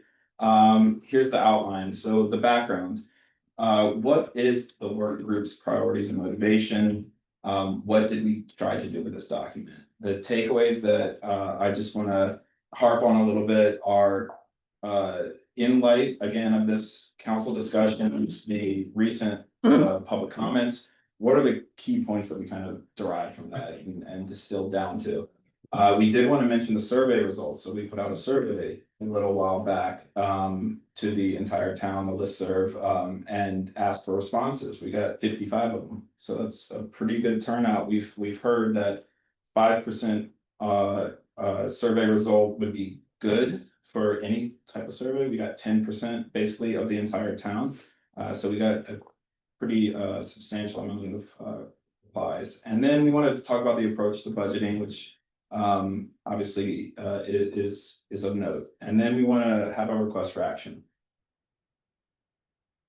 So really quickly, I think everyone here kind of knows by now what we're trying to accomplish here. The comprehensive playground plan, we want the playground to keep in character with the Grove's aesthetic and history. We're not trying to do anything that is outside of that scope. Things would be maintained in exactly the vibe that has always existed in the Grove in terms of, especially size and scope. It incorporates the natural aspects of the landscape. Obviously, Washington Grove is very proud of the forests and our natural areas. We don't want to do anything to go outside of that range as well. We want to recognize that the playground's a community space for residents and visitors that fosters interaction among and between different age groups. We want to create opportunities for safe, inclusive, and accessible play and exercise, and it supports the residents' physical and mental health. So again, I wanted to mention kind of what we distilled down from all the comments that we've gotten. So we have some key points here. On the next slide, I'll talk about the work group, what we have prioritized, which is transparency, inclusiveness, and especially here, collaboration. The comprehensive plan does not recommend expansion of the current footprint of the playground. There were 1 or 2 comments that seemed to imply that we would move some, take over extra land or move into the nursery area or anything like that. We're not going to go anywhere beyond where there's currently equipment. And then finally, we wanted to discuss the budget request, which Andy will talk about at the end. Annually, we just, as any committee would request a budget. So this is to John's point about what a comprehensive plan does. This is our vision, but certainly we would ask each year, as we would probably meet on as a committee on a monthly basis, we would start creating and trying to conceptualize what our request would be for the coming year. Pick playground equipment and whatnot, and then ask the council to approve a budget. So to the idea of inclusiveness and collaboration, I just wanted to remind everyone here that we have 14 work group members. These 14 are a variety of ages. There are parents, there are non-parents, there are grandparents, and there are people who are new to town, fairly new to town, people who have been here a very long time. So we tried to get a range of input here. Oscar is our fearless leader, which is why he's. Sorry? Yeah, Oscar has a little asterisk. We want to make Yeah, sure we right. recognize his. I thought he was just sort of Yeah, that's what I thought. Yeah. Andy's mentioned we're the triumvirate here. Yeah, you can go to the next slide. So this is kind of our bubble of who we talk to. So we are in the middle of Playground Work Group. We have 14 members. But if you look at the top left, we have been in consult with maintenance leaders. We've talked to people in town about what maintenance could entail, which could include things like drainage, repairs, obviously equipment, especially wooden equipment, may need maintenance and repairs over time. We're certainly in consult with them, and we will be as a committee as we talk through in our meetings about what needs repairs. We've had outreach to council members. We've talked to the forestry and beautification representatives, which we hope to be in consult with them a lot about including more trees, more pollinating plants and things like that. And they are on board. I think they really like where we're at with our plan. We've heard from the Historic Preservation Committee. I know that they're talking tomorrow. I believe it's in your meeting tomorrow more about the where it looks like from the HPC's perspective. But we're definitely interested in hearing your thoughts. We've had playground tours. We had 4 tours, and we had approximately 30 plus participants in those. So we've heard in person from a lot of different people. Obviously, I think a lot of people here see the listserv communications back and forth volleying. So we've tried to, we've listened, we've recorded those for posterity, meaning we have the ability to address those concerns as we go forward. If the committee were to be created and move forward, we would definitely try to address those as we build out each of these zones. And then finally, the town survey, which I'll go to next, is we got 55 responses. So this slide here, we wanted to do a little pie chart to show that 44 out of 55 people were very positive about acknowledging this question.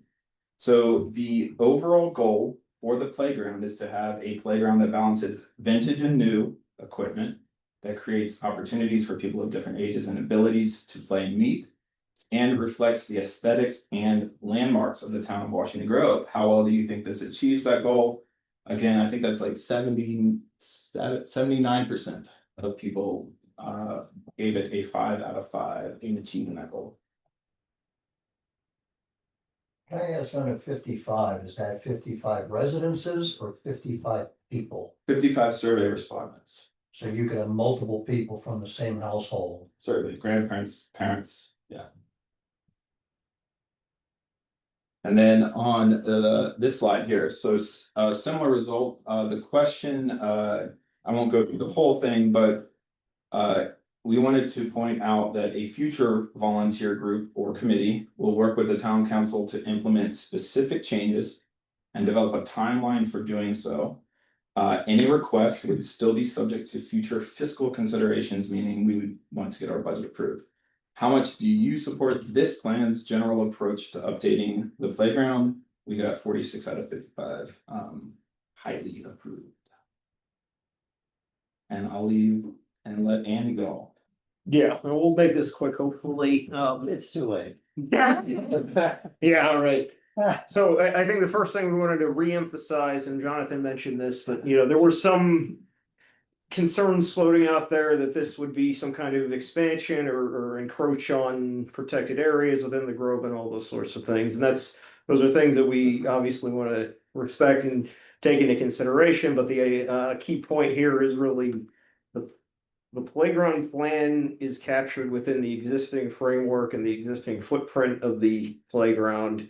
Anywhere that there is equipment, we may either upgrade or rehabilitate or move slightly, but there's no plan to bleed into other areas of the neighborhood. So we would keep this constrained to where it is now.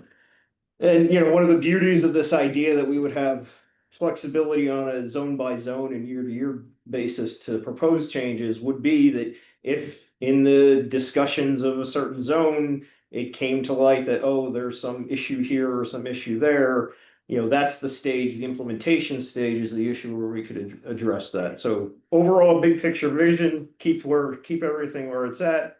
We have those detailed discussions when we get to execution. And then, I know that, in my professional life, I appreciate predictability and repeatability. And so I think our approach to this is basically on a zone-wise basis, depending on what the fiscal environment looks like and what the timelines that we're considering for these different things. Ideally, this plan would apply over the next 3 to 4 years. But if it turned out that, oh, that's too aggressive, or or maybe we get a grant from the state or something and we can do things quicker, then that would change the way that we would or the number of zones that we might submit in a given year. But the point is that it's a vision. We would basically supply a worksheet with each zone in any given year that would describe what's currently there, what we want it to look like. We would have a list of proposed equipment to install or remove or relocate. Include costs, projected costs for landscaping, projected costs for what that equipment installation might look like, and then projected annual maintenance costs just to keep everything up and running. And up to this point, a lot of the burden of that maintenance at the playground has come on to the maintenance committee. And Peter, specifically would address interfacing with like the interested parties, parents or whatever that would notice something was busted or whatever. I think, by virtue of, creating a town organization that is responsible for upkeep and care of the playground, that really focuses a group of volunteers on keeping this thing up and running for the benefit of others. And I really like to draw this kind of parallel between what the playground would do for the playground versus what the lake committee does for the lake, right? So like they're on top of the upkeep, they organize volunteer efforts to keep things cleaned up. They, make changes as they need to, and that's really kind of the philosophy and the approach that we would like to take with this. So I think as you sure are aware, we have been, working as a work group for the last, basically our first meeting was in January.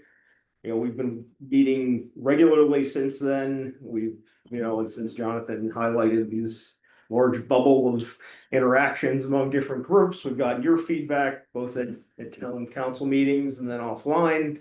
And, our desire at this point is to just, have this plan approved, let us move forward, let us start building out our funding request, let us have this in our back pocket when we make our grant proposals to the state. Like we have something cooking right now that we'd really like to move forward with. And we want to start putting together a charter for what the committee would look like. And then obviously that charter would come to the council for review and approval before anything formal. I mean, we know there's a process for that, so we want to make sure that we're not prepared to move forward with that until we get the okay from the town that, okay, we agree with your vision, we agree with this, we can adopt this as our own, and then, you know, we're invested in making this, working towards this as a reality.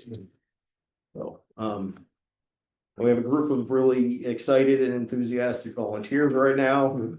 It's been such a long process, and it's hard to keep people engaged given how busy things are. So if we can keep the ball rolling and keep the momentum, we would be really appreciative of that. So I think that's our sales pitch. Oh. Okay, well, that was an excellent sort of summary of the work that the playground work. I can't imagine that they could have done anything more. I mean, what they've done is in terms of transparency, in terms of getting everybody's input, in terms of responding to individuals, to groups, to changing it, and to continue their energy and to come forward with this. I can't imagine the council not passing this. And my argument for that would be, because I know some of the concerns are the same thing as with the ordinance we just passed, is you can't plan everything, and they have everything in this document that says when it comes up, we'll look at it and we'll review all these things, and everybody can jump in and make their comments at that point. But the plan is there, and I say we need to, you know, let them, you know, give them our approval. I mean, I just think what they've done is amazing, absolutely amazing. So I have two comments. One is, this is, the comprehensive plan begins by stating that the mission of Washington Grove is to dun, dun, dun, dun, dun. And I should say the mission of the, I mean, it's not a big deal, but we can't just throw around the mission of Washington Grove. That's important. And it should say the mission of the playground group. It's not a big deal, just it should be more specific. That's one thing. The other comment, oh, you want to address that first? Well, it just tangentially. Yeah. So I agree 100% with what Mary just stated. Yes. Okay. And now I'm going to, however, make an argument. Make an argument that this is a document that will be referred to. And 95% of the supportive comments, maybe 100%, not quite 100%, were in favor of the plan's vision. Right. Okay, that's not to say that the document itself is expressed to everybody's satisfaction. Certainly, I think it could be improved in a number of respects. You've just mentioned one, that you felt that the lead-off statement, you know, could be improved. Frankly, it's the first time I've taken a close look at it. I looked at all the zones proposals, looked at any changes that are made, because I looked at it thoroughly previously. The vision is intact. Okay, that said, I think there are some language and issues that I think the council should consider to improve the plan for its purpose moving forward. So, you know, if we were to accomplish this plan in 2 years with all these people remaining involved, then the plan will be almost not irrelevant. It'll be historically relevant, but it won't be needed as a guidance document. Right. But normally guidance documents, you know, are intended so that the next, you know, 5 new people start to get involved. They have something to work with as to what to do. And my feeling is that this is the first time the council has had a chance to look at the wording. And remember, I started this by saying the vision and the expression of the vision, in my opinion, is extremely good now. How is this the first time? I mean, that document has been out there for months. The words have been out there for months. I mean, well, it's been changed successfully. Substantially? The council any comprehensive plan, even the ones at the level, at the level of the county, get subject to the legislative review in the end. And while staff, and I don't mean to demean anybody, but the playground work group has created the plan, the staff plan. Now you guys need to decide, does it fulfill your expectations for the plan? This isn't a criticism, and I'm not sure why there's any consternation about taking a look at it. Because I just feel like we've had so much time, and I mean, I'm just looking at from their perspective, where is our acceptance of what they've done? I mean, they've done everything, and I don't But understand why accepting just everything is not the talking same. about smithing. So if I may, right? So we talk about wordsmithing and so until today, this document was not ours to edit, right? We've adopted the document now. It's within council. It's within our purviews to work as a council to, and if, as you may put it, wordsmith, but there are sections in this document that Are brand new in this No. sense. no, that but haven't been comments from have the been beginning. made to the playground working group. And although there has been changes done to the document, there are still concerns. For example, right? For example, in section 6, and I'm looking at the October one, but it's pretty much the same. Paragraph's been moved around, but we talk about history of recent safety consultations. The point here is the people that provided this information regarding safety related issues, right? And in fact, it even says that they're involved in the sales of the equipment. They're not safety inspectors. Okay, so the other problem stemming from that is if you take a look at the language in here, it talks about major safety concerns regarding the merry-go-round. If we endorse and approve this document as it is today, and I'm looking for legal advice also, right? We, the town, would be then officially acknowledging that we knew that we had safety-related issues out there since 2023 when the survey was originally done. And the only thing we've done is placard a sign out there that says, use at your own risk. I think that's a huge negligence on the town's part and potential liabilities. But isn't part of what going forward is that they will analyze and look at all those issues? I'm just saying I mean, this right now, document, they can nothing do is- that, sure. I'm not saying that they're not. But they accept this word the way it's written. There's an issue, I think. Well, we can't unring the bell at this point. We have now in our possession a report from a town working group, saying consultants told them that some of the playground equipment is unsafe. And which consultants is what I'm Right. getting at. There's a key. Well, yeah, I mean, I agree, but I mean, editing this to do something doesn't change the fact that this document exists and tells us what it tells us, right? I mean, I think that if your point is, if we adopt this, we are agreeing with the consultant's characterization. I mean, I'm not sure that we are or not. We've already adopted the document. It's ours. Right?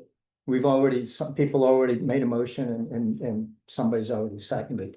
This is our document now. And that's why I'm speaking out. I've already submitted comments, but it was outside of the realm of us. Right, well, I'm making a different point. If you raised a concern that this document says that consultants reported some time ago, at least to Eva, that some of the equipment was unsafe. It says that. Adopting or not adopting that doesn't change the fact that this document exists and we as the town have received it. Yeah, Rob, I don't know well- what you're saying. If you strike the language in the plan, then it no longer says that.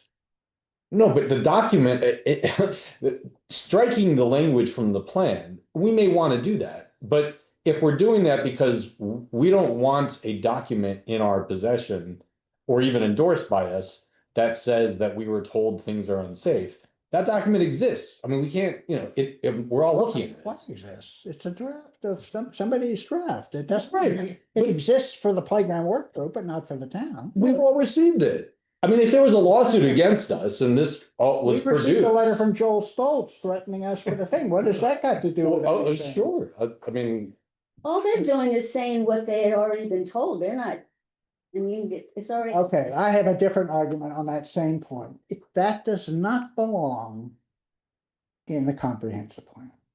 What belongs in the comprehensive plan is statements as to making the playground safe. That's a positive, forward-looking goal. And that's what it should, and it does say that. It's just in, my particular gripe really in that section is the litany of who they consulted and that they couldn't get a response from the county. Well, I'm, that's lousy that they couldn't get a response. Well, what has that got to do with this comprehensive plan? It shouldn't be in there. If you want the county, you want to consult the county, which they then say a little bit further on, perfect. That's a recommendation. Perfect. My only comment is that's been in there since the beginning, and why haven't they been told as they've been Because it reviewing all hasn't these? been our to take it? document. It has been. I provided comments. Yeah. Right? And because of that, and it's a dialogue between, it was a evidence and comment collecting phase. And we were providing that and the residents were providing that. And the comments, don't get me wrong, a lot of my comments were incorporated. And I think it's, I really appreciate that. I really do. So what going forward is the process gonna be? yeah, I mean, I guess well, on the safety issue, I'm trying to understand the concern, Chris, about the way that it is currently drafted. Well, so let me give you an example, right? You as an attorney, go out, look at some equipment, and you then tell Peter, the maintenance guy, this isn't safe. And then you write it down on a piece of paper, and that's pretty much what this is, right? You feel that it's not safe. We're saying that some consultants came in and we're calling them safety consultants. They are sales consultants. It's a difference between an inspector and a salesperson. Right. Sure. And that's the point.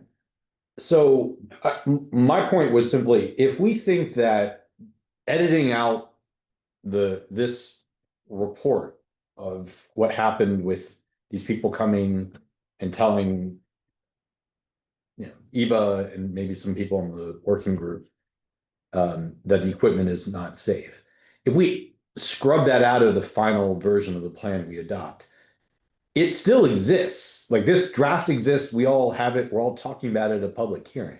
So I just want to be clear that if we're trying to sort of protect the town somehow, No, but it is the point that you're giving credence to their opinions when their opinions. by adopting it. Yeah, is it that we shouldn't giving any credence to sales reps giving safety feedback when they don't have the authority or the accreditation?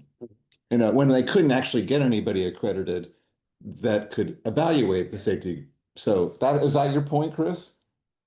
Which is not to say, when an issue comes up about some piece of equipment, some specific, and they quote whoever they want to quote about safety, that wouldn't be taken seriously. Right. But that's not part of the plans. That's not the place of the plan to validate those safety concerns. It is responsibility of both the potential committee or the future council. But the to plan validate. can set goals. Yeah. To establish what is safe and what we're gonna consider as sources for that information, and then we're gonna may have a plan to take care of that stuff. Yeah, right? Sure, but I mean. The flip side of it is that you could view the plan as, in part, and I think in a lot of different places, it provides sort of a historical account of what has gone on. And this is something that has happened. I mean, Well- maybe these consultants don't know what they're talking about. I don't know. But, you know, some people who work in the playground industry came and told people in the That's not what town. it says. Read the title, right? It talks about history of recent safety consultations. Hey, can we like, we can spend all night arguing this one point. As John said, there's a number of areas in there that that we can look at. I think I'm with Mary where I just want to get it done. But I also think about the fact that whether we do it now or we do it next month, it's not going to change anything, because this, as you said, this plan is going on for the next 5 years. So the timing isn't that. I think the important thing for the committee, as Andy and John said, is that they have to feel like we're listening to them. They have to feel like they're making progress, which they have. I think that we like what they did. I think we're ready to, we want to move forward with it, but we want to just fix it up. And the other thing I think that we can talk about tonight, which is in there, is they want to go from a work group to a committee, which to me was like, oh, that's a big deal. But then I think about it, like from maintenance perspective, this plan is going to take very, very impassioned people who are going to be working as a team over the next 5 years. And if it's not a committee, then who's going to be doing the work? And I think that this is it's a good step. I would say the work will be go over a lot longer than 5 years. Oh, yeah, The right. maintenance of all this I stuff. forgot how long I'll be on. Yeah. Well, actually, this was one of the aspects of what they've written that I wanted to address. Good. So, and I spoke only to Chris about this. Unlike the Lake Committee, which has been used as an example, this is a new facility that's going to be created. Mhm. The work group has put a lot of thought into how the facility should be monitored, maintained, inspected, all absolutely valid things to do. All right. My concern is that a volunteer committee set like our existing committees is probably not the appropriate group to do this. So what is the appropriate group? In this case, like we could have for McCaffrey Hall, we could have a McCaffrey Hall committee appointed by the council, mayor and the council, who are responsible for taking care of McCaffrey Hall. Instead, we have Chris and Steve and a couple of others. In the case of this plan, which is going to be worked out over years, they anticipate this, the funding is up in the air and, timing is, and I was thinking that this may be the case where we need to appoint a playground committee, but this is an appointed committee, still volunteers. Those who are appointed could utilize other volunteers, and it would have a charge. They've pretty much outlined the charge for the playground committee going forward.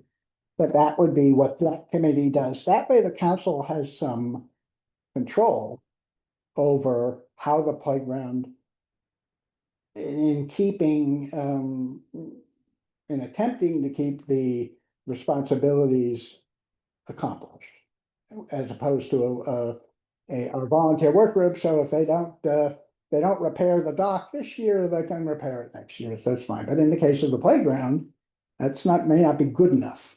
And the proposal is it isn't good enough. I mean, there needs to be a more systematic, a more diligent effort. So from my point of view, I think we should give serious consideration. Now, that doesn't necessarily have to be laid out in its entirety in this plan. But from I think we should consider having the plan recommend a town appointed playground committee. Now, you know who's gonna be appointed. It's the same people who are so enthusiastic and have done so much work.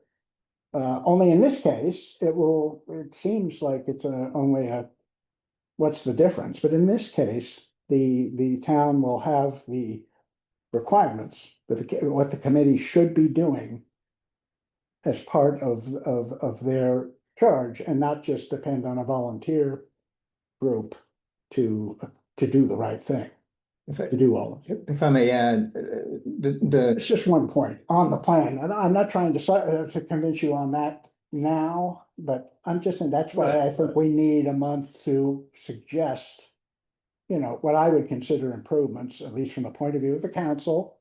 And I would not anticipate anything that would be objectionable, really. Except we'd be looking at it from the point of view of the town government moving forward. There's a big difference between the town hall and what's happening here. Absolutely, I agree. Big difference. And so like you're really talking about going in a kind of a different direction as far as. how we yeah, use so, committees. Okay. one, Just so we know that. yeah, so one, you know, not concern, but case, I guess, and point that I brought up before is that this group is different than any of our other committees, right? In that what they're gonna be working on and what they're gonna be getting money for is to establish what we're gonna have in town as capital assets, right? It's almost like putting up a building. You can't just throw a building out there and walk away. We can't do that. We can't do that with McCaffrey Hall. You know, I'm dealing with that now, with the fire suppression systems, right? So what John is saying is to make it more of a, I don't know if you want to say official, but more a part of the government and within the town of Washington Grove instead of just a volunteer committee, right? A commission. Like Like the appointed, commission. I don't know. What would you like, I mean, a commission committee, it's a work group, whatever it would be called, would be. It's a little bit more significant, right? And ownership and responsibilities. Yeah. Sorry, point of clarification, like lighting committee, is that any different when you're talking about a charge, something for the committee to be created to do, weren't they formed to try to control our lighting, street lights and stuff like that, like? Actually, the lighting committee formed itself. There was no action by the council whatsoever regarding lighting in town. There's a lot of talk about, people say, oh, there's too much light on the walkways, or, Petco did this and I didn't like it. So over the years, there's been consideration that, gee, if we owned our own lights, then we would be able to do something, and the lighting committee picked it up, literally. Nobody actually, So went and said, we need a lighting committee. No. And one of the clearly, one of the concerns, I guess, that we all have, right, as volunteers is, how much time is it gonna take, and can we really, afford to do that? And the younger families, especially working and kids. So, what I would like to propose is that, again, now that the town council has adopted this document, that we could wordsmith this document, but I like to also do that in collaboration with Playground Working Group, so that we're all moving forward in sync, and to get this thing finalized in preparation for a vote during December, so that we would still have, ample time to submit for the grant in January. You taking comment from other people, can I interject? No, something here? they're the presenters of this. They're the staff in this case. Yeah, but nobody's addressing the elephant in the room, which is the hooks associated with accepting a grant from the state, i.e. with Project Open Space. And since you talked about control it's given up. And I'll stop now, but it's being ignored.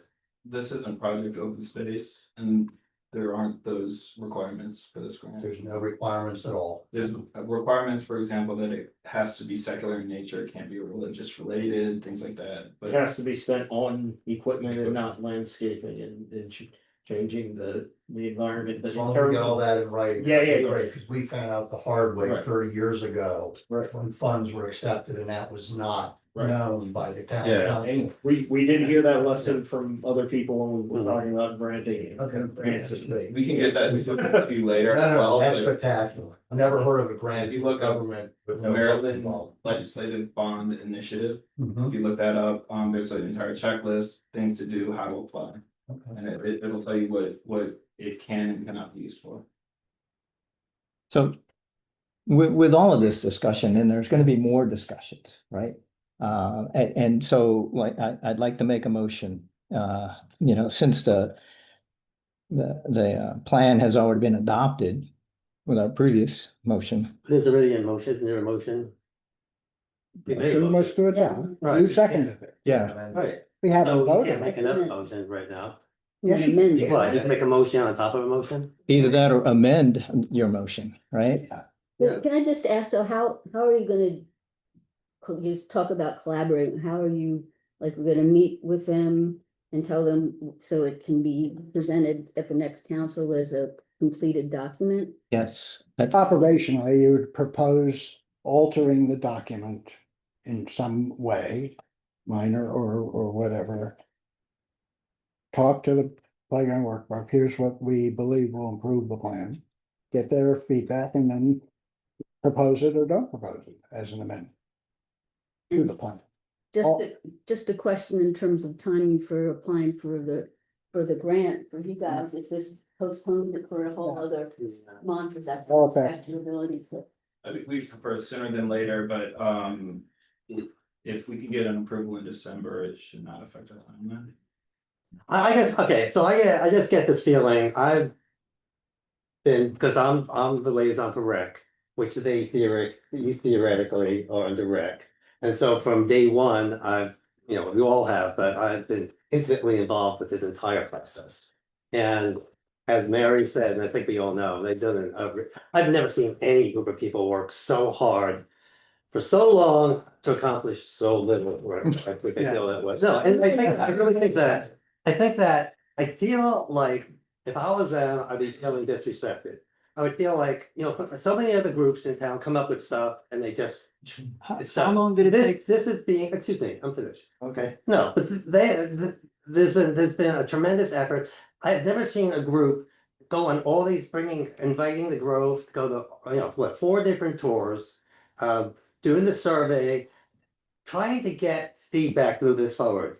And they got the feedback. And now the council's gone, well, they should have said this, they should have said, I hear people saying that. And I just think that this is so typical of the town of, let's move this on. I know, John, it's really important that we do this the right way. I know that, how the committee works and all that, but at the same time, they have, if we as a council, if we couldn't have made all these, these suggestions earlier, I just feel like it's a little bit disrespectful for their effort. And I also think that I have never seen, my entire life has been 40 years of management training, team building, strategic planning, okay? And it is so impressive to see what this group of people have put together as a team. We talk about volunteers. We talk about the fact that, people aren't volunteering, or people aren't doing this. Well, here's an example of incredible collection of volunteers, enthusiasm,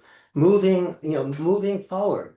And I think that we need to give them something. We can't just go, okay, we're gonna fine tune and fix this thing for you. No, I'm not saying I'm not saying you're saying it. I'm just saying that that's what I'm hearing, okay? Not from you, just from from their perspective. I think that's what, and I'm getting feedback from the world a little bit about. I'm gonna ask Oscar a question. Yeah. All right, because you basically expressed your feeling, you've imposed it on the work group.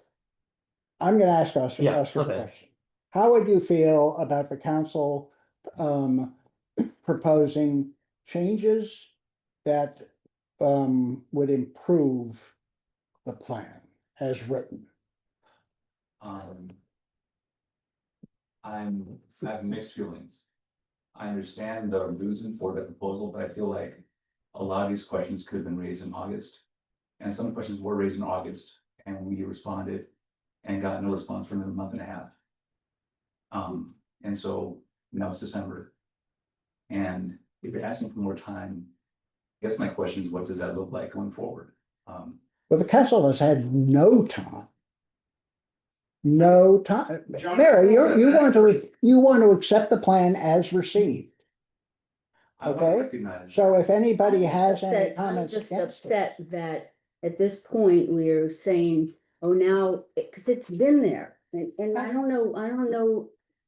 I'm just feeling what I would feel if I were them, and I agree with Peter, I just feel like there needs to be some moving forward for them, not just, oh, we're gonna look at it again and then see it, next, I mean, I don't know what that. I don't know what you need. You need a straw vote from a non-binding vote from the council about whether you would adopt this Can we plan. adopt it based I on? would say, if I'm sorry, what I would say is the way we're handling this affects the dedication that people have moving forward.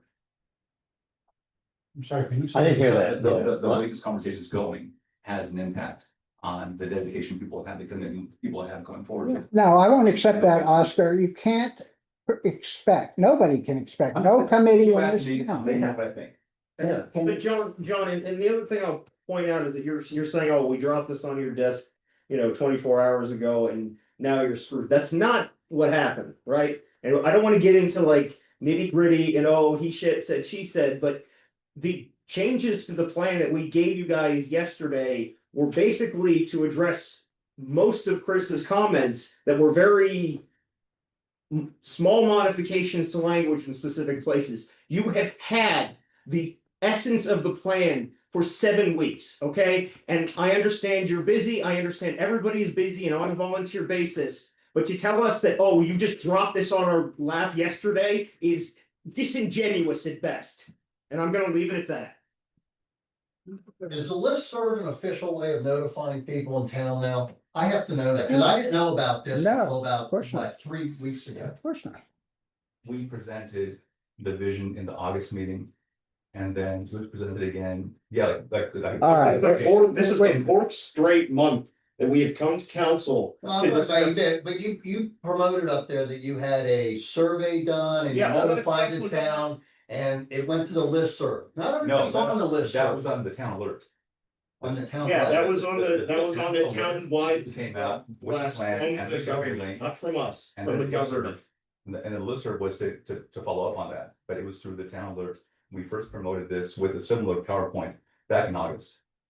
And this discussion. How was that broadcast to everybody? It was a Grove alert, and it was only about 4 weeks ago, 5 weeks. But August was the first presentation of the PowerPoint with pictures, and essentially the plan as it is, that's what was communicated in person Just like in August. the There was a brief people discussion in September, I got some. and then we had people a asking revised about that. plan based off They of can't that. see us. In Look, October, I was no discussion. in Nothing October. wrong with all of us. The movement was to postpone for another month with no reason why. Thanks. I've been here for 38 years and I didn't even know about this. Okay, it's, I didn't know about it. this is. Everything that We're we getting- ever we're do, getting there's people in distracted. town who say, I just. Yeah, there's always, Yeah. we're getting distracted. What I'm- can we do positive here? Because But let me propose an amendment to the initial motion, right? And then so I'd like to make an amendment and say that, a motion is to adopt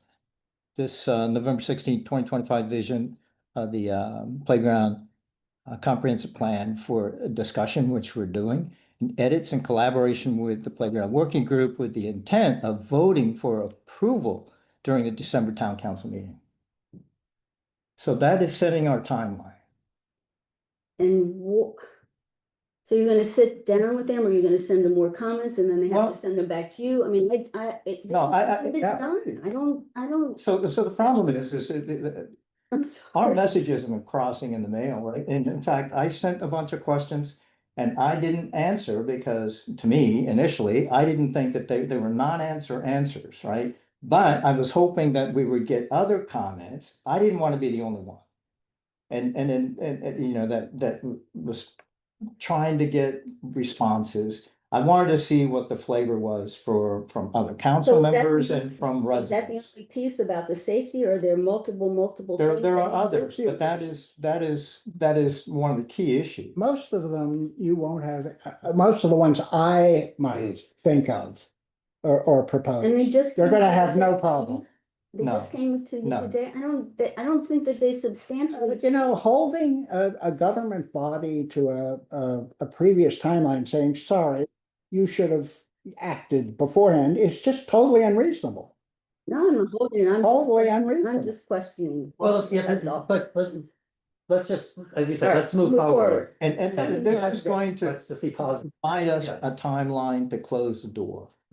Let's finalize this to where we're all happy, right? And then move forward. And it's still in time to put in for the grant and even the grant work, because we know that we're moving forward with this, right? There's so many overwhelming positive feedback from the residents that, you know, it's pretty much a no-brainer. We have to vote, but still yet, it doesn't say that we can't, the committee, or not the committee, but the working group can't start working on the acquiring funds. So that when December comes around, it could go out the door in the same day. Right? So we're saying that we're approving it conditionally? No. Is that what? No. But, okay, so, What but are we just ask, voting? can I just ask for you three committee people here? If we, as you know, 99% of this, or 100%, is gonna be approved. Would it make a big difference if it's approved in December versus now? Well, Would it have any deleterious effects? I know, I think that the bigger question is what those changes look like. And I think at this point, there were questions about substantive changes, in the last Really? sentences. Can you like give one example? Basketball courts, bathrooms, that's not in the plan. And But those were questions. Right, right. Those were questions that came to us, and so what I'm thinking now is, what is that what you intend that to be in the future? I mean, at this point, I feel like we've given it to the council. The council wants to amend it, that needs to happen through the public discussion and not from us, including potentially very big changes at the last minute, which we did not want to do. Mhm. Yeah, so the version you have here is very similar to the version you had before, substantively, there's changes in language about safety and consistency across zones, but no big changes. But there were comments about adding some very big changes to this last draft. And if that's going to happen, that needs to happen at the council level. And so if you're talking about approving this in December, are you considering approving some major changes to that level, to this plan? I was just speaking for myself. I'm ready to vote for the plan. There were a few things I was concerned about, like the trainings is a big thing. And when I read the comments from the people, I was like, wow. And I saw what the trains look like, what they cost and everything. Because to me, I said, you can't do that. And then it was like, wow, you can do that. And people are excited about it. I would vote on it tonight as it is. But I would like to have a perfect document. And John's pointed to a few little things in there that I think would be changed, but it wouldn't be substantial. And I think Mary, of course, feels the same way. So I don't know if we would all agree that it's not gonna, this is your plan. Well, no, I think this is the town's plan, right? So we've given it to the town, the idea being once accepted, it's the town's plan, so. Right. At a certain point, I think it's in your hands and you're gonna amend it, and just what does that process look like? Yeah. Yeah, I that's what I was gonna say the same thing. It's in your hands, and whether substantive changes or small changes, what has been a struggle for us is the lobbying back and forth over email. Here, we make a change, we talk to you for 40 minutes the next month, right? And that's not enough time to get this done, so I wanna make sure that whatever changes, substantive or not, if you could run it by us, we would appreciate that we're in agreement generally. How about this? By December 1st, any proposed amendments to the plan should be created. And delivered to you guys for your comments about those proposed changes. From the council. From the council only, yeah, of course. Only from the Only council. from We're the not council. going back out to. No, we're not going out to any, no. So this is us looking at everything and just us. Yes, doing it yes, sideways. of course. This was, if any, oh, I'm sorry, if you thought this was still open to public comment. Well, public comment could keep coming in, but, you know, I think the public will not get to comment on any amendments because they won't really know about them until December. Unless there's a really substantial one, which no one has any intention, I believe, of making. There is no, I call it substantive. There might be something material, might be a tweak that, you know, makes a little bit of a difference, but nothing that would, I think, upset anybody, including all the people who have spoken, at least the ones that have written in support, et cetera, et cetera. I wouldn't anticipate any of that sort of thing. So the council will make recommendations, we'll discuss it, and then present to them the things that we think that should be changed by December. We don't necessarily have to discuss it, we just need to get their reaction, yes. So we can adopt the plan subject to amendment. Oh, we just wait and adopt the plan. We've already, Next we will adopt it, right? What? We will adopt it. What do you mean we will? I don't think we're adopting it if it's not final. Yeah. There was bad use of language. Yeah. Proposing that we adopt it is different from actually adopting But it. how are we gonna compile that? Because again, they've got, you know, they get You some. don't have to, and you this don't have to compile. Well, they should just, I mean, how are we gonna communicate to them? Fine, send, Well, as I send understand- your proposed amendments to me and I'll communicate them all by December 1st. You'll put them all together as. I'll just, yeah, list them. Here are proposed changes to the plan. Well, then see that This whatever you is- said has been agreed upon by the entire council? No, absolutely not. So for example, what in the comments that there were references to the basketball, the basketball court and bathrooms. And we had no idea whether that's one council member who's suggesting that or whether it's everyone. So let me try to clarify that is, I threw that in there because I thought that was a. You know, it's playground effort, and I threw that in there, you did reply. You know, that it's something that you're not interested in at the time, and, you know, you know, I think it's totally appropriate as this vision document grows in the years to come. You know, we could probably maybe address that later. It's up to you guys, right? It's just a thought process. You know, the basketball court was there. We were always talking about trying to, you know, refurbish that. And it's normally basketball courts are part of the playground. So that's the only, you know. What I just mean is, so whatever comments that we receive, is it gonna be everyone's individual comment, or will there be some discussion between? Council members? I think the mayor is gonna, he's offered to be the filter to bring all that in, right? We can't, the council can't deliberate except through. Outside of a meeting. Outside of a meeting, yeah. So what I think the only thing that can happen is that those of us who have additional comments on the current drafts that you circulated from yesterday, we will give our individual comments to John, and John will. I'll just deliver all. Yeah, he'll deliver all of them to you guys, and to the extent that after reviewing those comments, the working group decides to make further changes to the plan to address those comments. No. Then you make what do you mean, no? Why are we giving them comments then?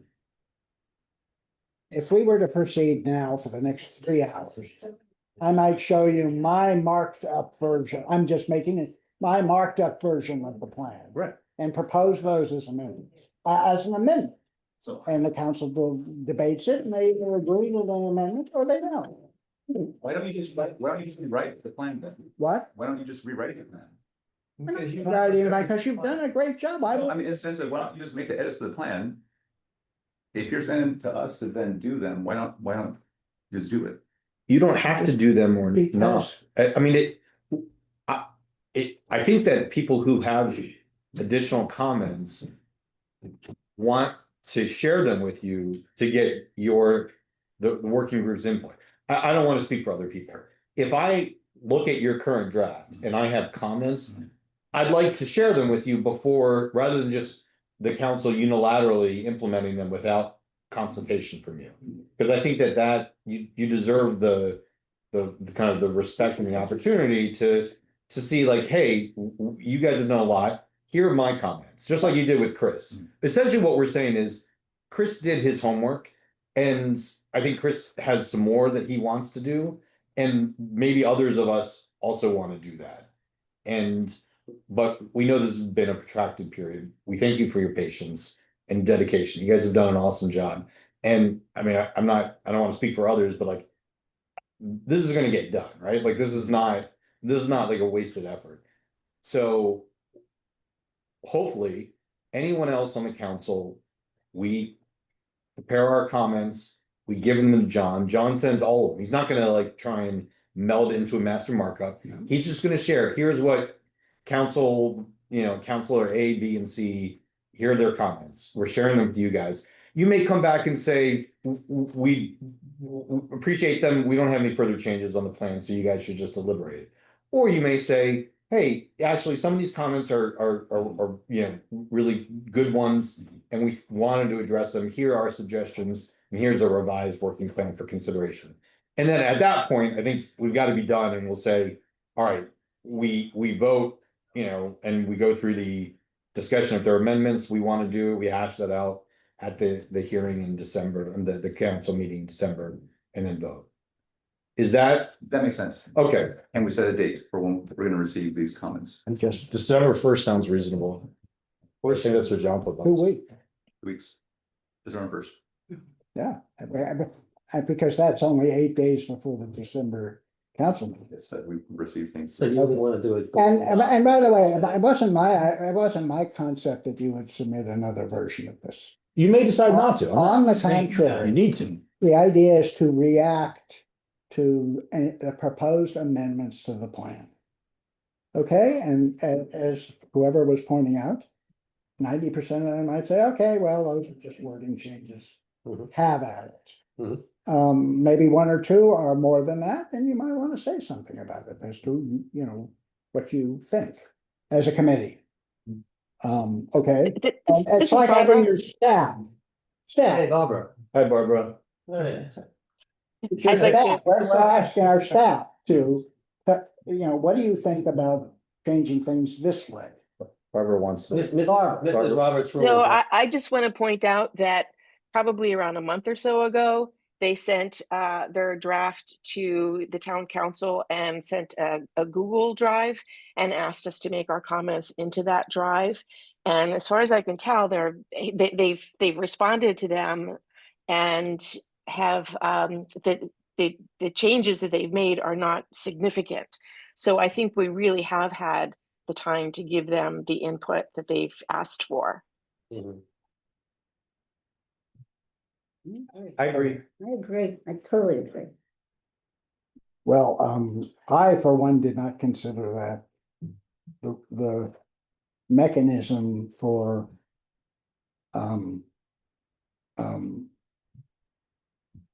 suggesting improvements to the final plan. As Chris That's said. exactly what they asked for. That's what they asked for. So that was But our as Chris opportunity. pointed out, he asked for certain things and he didn't get them all. So does that mean he's done? No. Then it's up to the council to make amendments or to vote it up or down. The work group doesn't like them. You guys can go in circles on this. Yeah. And for the record, I agree with Barbara, but this is where we are right now. And we'll get comments in 2 weeks. Yes, that's all. Well, if we voted now, okay, and we approved it, would you be happy with that? It seems like there are some things like that have been pointed out that it'd be nice to vote, but it's unfortunate that it didn't happen like it should have, like you asked it to happen. We're sorry for that. I agree. And that's where we are, but that's where we are. I apologize to the council. We should have been more prepared. Thank you. But I think that we will be ready in December. I mean, maybe or maybe not, but, well, Yeah. Chris provided detailed comments and you turned around a new draft. Mhm. Chris observed a number of things and he flagged the safety discussion Mhm. wasn't changed. And he thinks, it sounds like you think that it needs to be, and you probably don't support the plan unless it is. I mean, I don't want to put words in your mouth. That's what I understood. Your concern. Okay, so one of two things, either Chris could have amended it, proposed an amendment to the plan itself to say, strike this language tonight. Or let's see if we can get a consensus document with the input of the working group. That's With exactly- one more I'm round. having trouble understanding why you're balking at what is a totally, well, I believe, reasonable way forward. I'm not balking I at mean, anything. if your Hey. legal assistant presented you with a brief and said, here, take it or leave it. I'm not balking at anything. You know, I don't know. you wouldn't be too happy. I'm not saying I am. I'm not balking at I don't anything. think that's what they did, but I think. That's what you're saying, though. Mm. You're saying, sorry, any opportunity to No, change what this I'm is saying open. is that we've had the opportunity. Yeah. And we are now suddenly saying, It's oh, not this just, suddenly- okay, look, No. moving on, they're happy with the fact that we're gonna do it December 1st, so we'll, do you have to do an amendment for that, that's what we're gonna do? I'm a little dismayed that you're doing it so reluctantly because seems totally, diligence basically requires a closer examination. I'm. Is there, can we vote on the amended? Sure, amendment? call the question. Mhm. So you want me to read it again? You So- Put it down. Yeah. Yeah. I got halfway and you moved on. So the motion is to amend the original motion. And it is to state that the council adopts the November 16th, 2025 version of the Playground Comprehensive Plan for discussion, edits in collaboration with the Playground Working Group, with the intent of voting for approval during the December town council meeting. So it kind of wraps it all up. We're done after December. All right. Can we have a vote? So I haven't heard from everybody, John. Did we get a second? No, I second. Yeah. Did you? Yes. Done comments. You have no comment? You're just going to vote? Yeah. Okay. Well, all in favor of the motion? Okay, that's three. All opposed? Did you vote in favor? Yeah. Oh, so that's four. All opposed? John, you're raising your hand. Just. Okay, so the motion passes 4-2. We've set As opposed a to- pretty, what we will consider firm timeline forward to a vote in December on the plan. And when I say to a vote, I see, what's dismaying to me is there's no indication anybody's voting against this plan. So to spend 30 days tweaking it should be a no-brainer. I mean, who cares? I mean, really. If some people feel it will be improved, let them have at it, but you're only gonna give them a month to do it. The council has just given themselves a month to do it. So as we move forward with this, would there be any issue not funneling everything through, but individually for us to contact members? Nobody can stop you I from would doing that. prefer bundle it from one person efficiently. You want to We've do had that? a lot, we've Okay. had a lot of conversations. Yeah, because I think Okay. what we're looking for is specific Change- amendment Amendments. language. Okay. We're not talking Okay. about, maybe you really ought to have done it this way or that. No, this is the way I would propose to change. Right, we should each, if we have comments, we should do like a red line. Yes. Here's we'll do what it. We'll do it. I would change. Right. Yeah. Right. You're all Send that to you're all John. gonna get a Share plan, those with them. Yeah, I've already done Red the line. red line, but so you know who made it, who suggested it, and what exactly the language change. Yeah, the only reason I suggested that was it would be good to get feedback as to why things were as they were, right? I'm just kind of curious, because it's like with the playground and, not the playground, the basketball courts and the restrooms, you know, I understand now, you know, so. And I, for one, you heard me talk about like the nature of the playground committee, which you guys have put into the plan going forward. So my thought for it, I'm going to propose that language be in there and you can react to it. I mean, you like having a loosey-goosey committee, or a more formalized committee. Fine, I have I gave my reasons why I think this particular exercise for the town involving money and creation of a basically a new facility or a large facility differs from all of the other responsibilities of committees that we currently have. But that's just my opinion. Yeah, because I would totally disagree with you, but we'll talk about it. Yeah. And that's why we want just one stream. Instead of five. Exactly. All the levels individually. Then let us. Loosey goosey, did you get that in the net? Okay. Yeah. Okay. All right, we have finished off the plan. We all can't say, we've say it, every one of us has said individually that you've come up with a plan that meets our expectation. When we first, steered you into this approach, I think you've done it. And as you recognize, we all recognize, it's just a plan. We need your enthusiasm, yours and anybody else's, to carry it out. And, that's just the next step going forward. But there's just I've heard nothing but praise and that at your success and It's really a not success. Yeah, you have exceeded our expectations. I was gonna say, meet expectations. That's a little- Exceeded expectations. That's the You guys have kind exceeded of expectations. all right. Having said that, Also, you guys have officially become town of Washington Grovers, because you've been attacked by Joe Stoltz, so. actually. Welcome to the town. It's only a half joke. I'm not joking.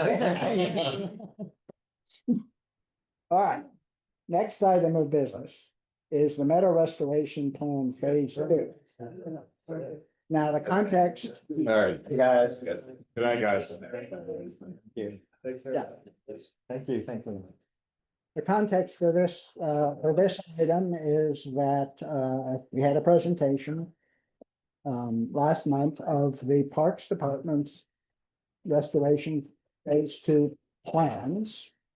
And the Meadows Committee and members of the Meadows Committee have reacted to that park plan and have brought the plan to the council. So we are aware of it, and it's up to the council to decide what to do about it. So that's just the context where we are. We need a motion to move forward. Like to make a motion, right? Two motions. Chris. Make a motion, yes. So are you talking, so just to clarify, are you talking about phase 2 plan? Yes. Or, okay. Yeah. So this is just removing the trees? No, it's phase 2 includes a bunch of other stuff with the woody plants and mowing and this, that, and the other thing. Yeah. It's not gonna be my night. No, so it seems like we're right back where we started from, where we have the committee making a recommendation, and then we have a group, pretty much the same group that was against phase 1 that is against phase 2. I'm not sure the committee made a recommendation. No? I didn't hear a recommendation. From the From the Meadow Committee? Yeah. What? No, I'm talking about residents.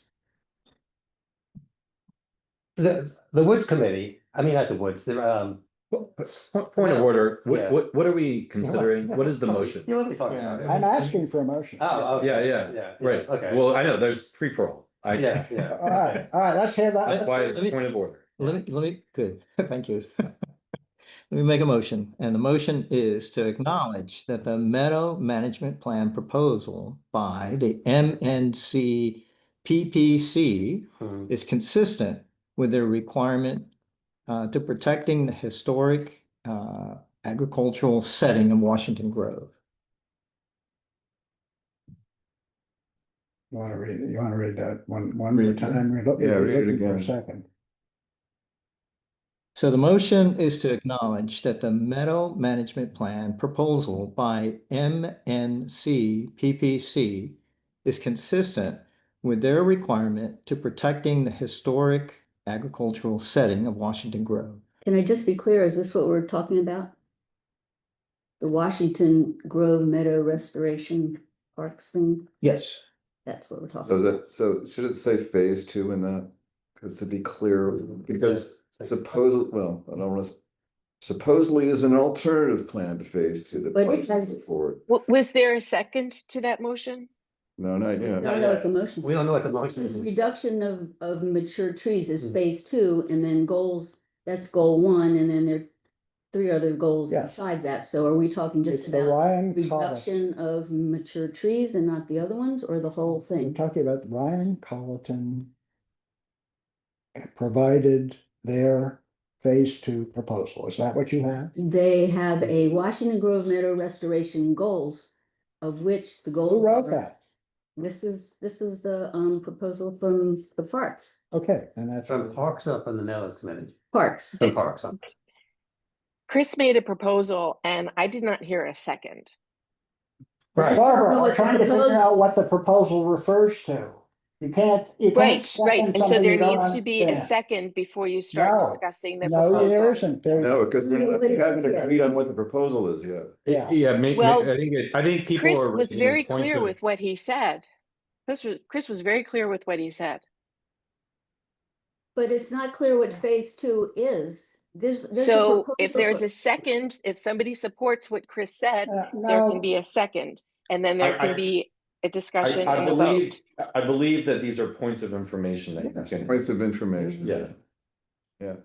So the point of information is, what is the MNC PPC plan, phase 2 plan specifically? Well, As I understand it, it is the R. Colleton Washington Grove That's it. Meadow Restoration September 2025 PDF that's in our Google Drive. that is, Right. you're correct. Okay. That's what Mary was asking.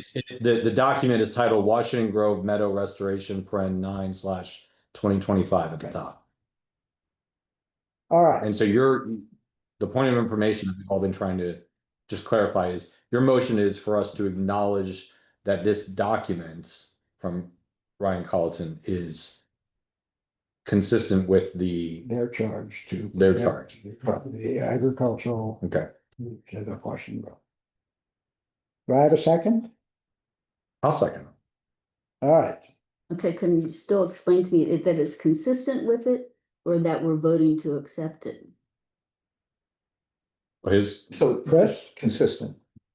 Okay. In other so words, you're saying that- they're doing what's they're legally bound to do, right? Okay. Is to maintain the meadow.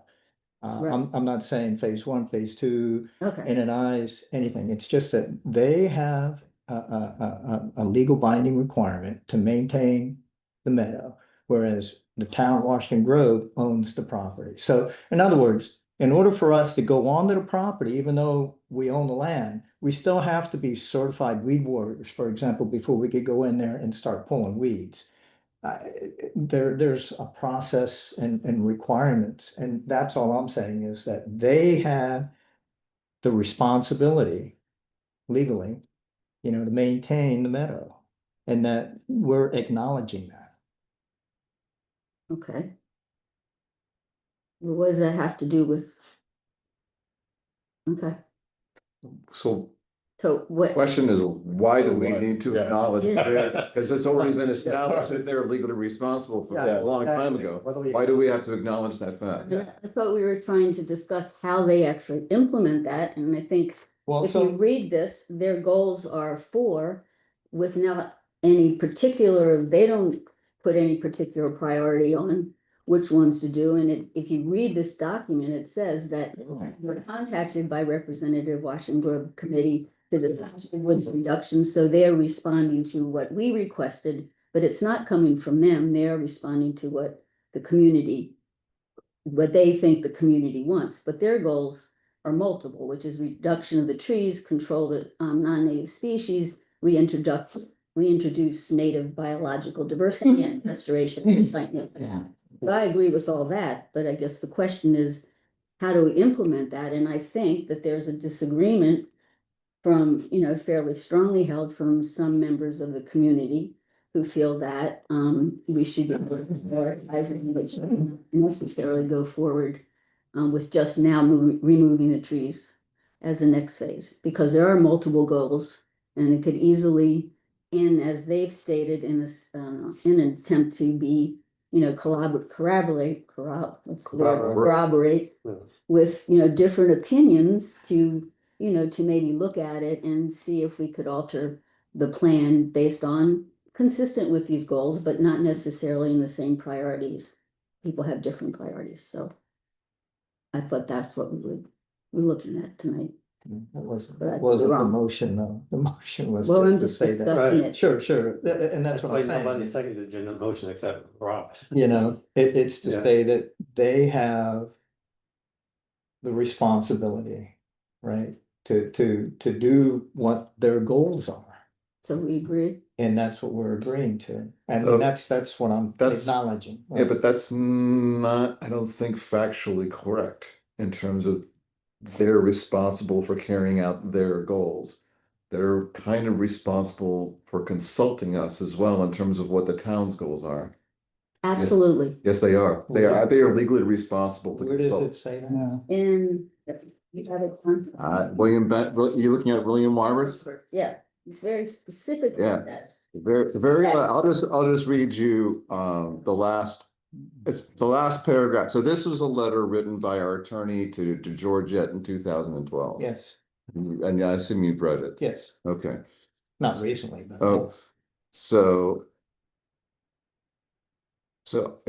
he's talking about how we shouldn't be, part of the point of the document is that we shouldn't be referring this to lost land anymore. Correct. Good, and that it's a meadow. Yep. It may be subject to lost requirements, but not to confuse Montgomery County Park staff, we shouldn't be referring it to as lost because it's a unique entity within the park system.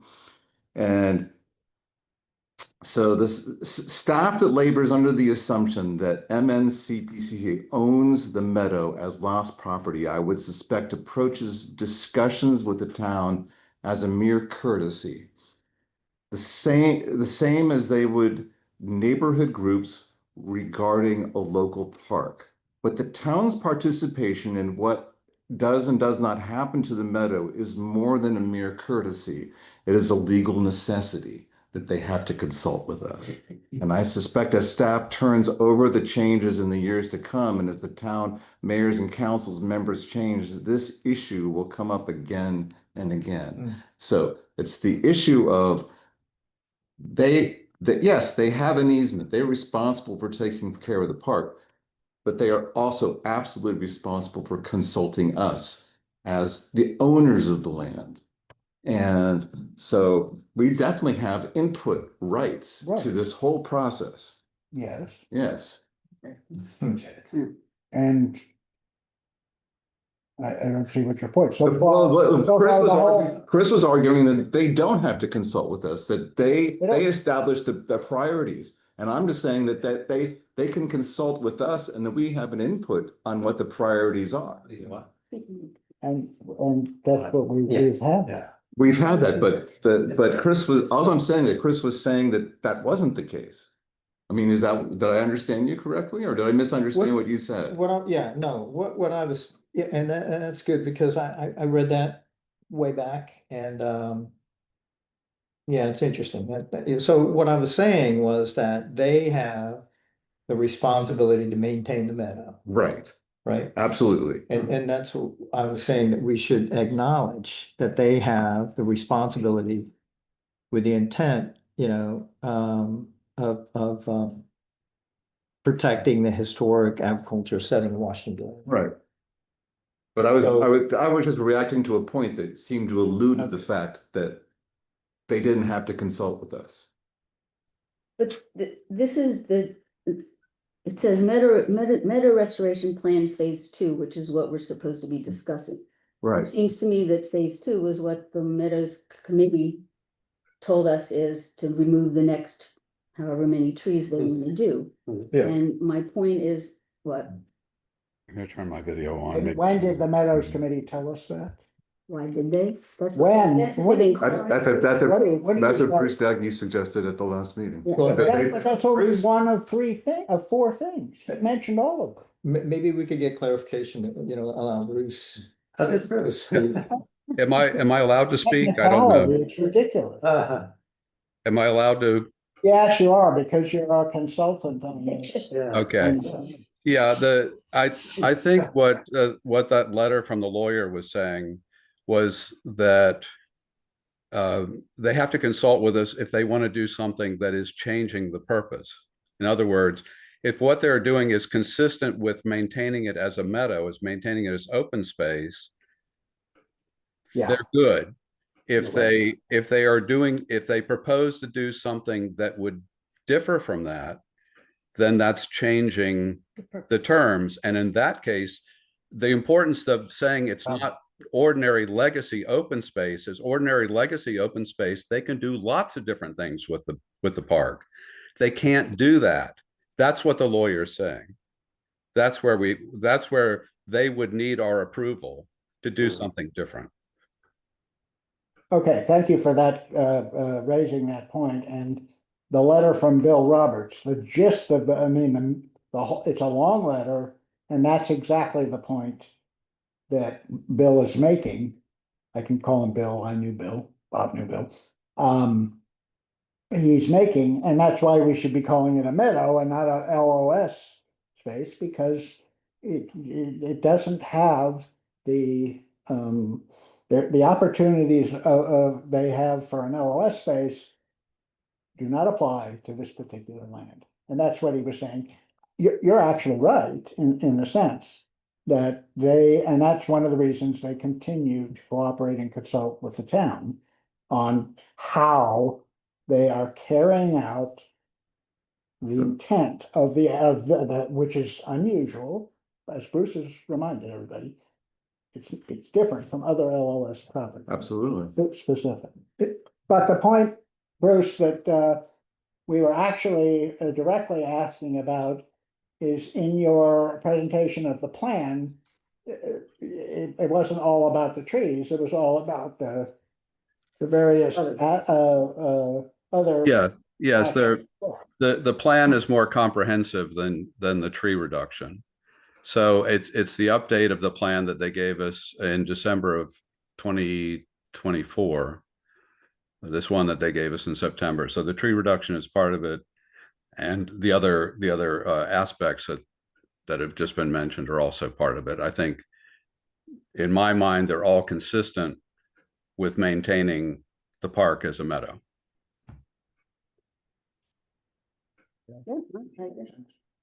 So,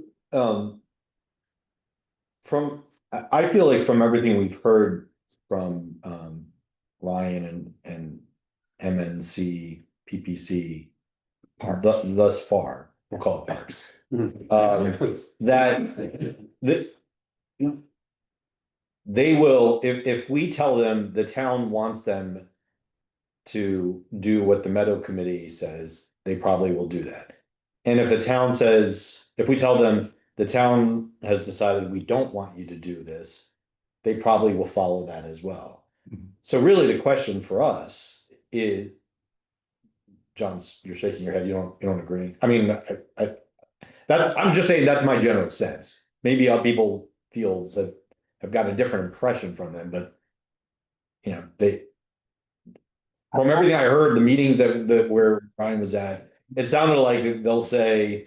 That they've offered their recommendations and they kind of will do or not do what we say we'd like done or not done. So I think that. I seconded it because your motion, because Chris, because I wanted to understand and have a little debate.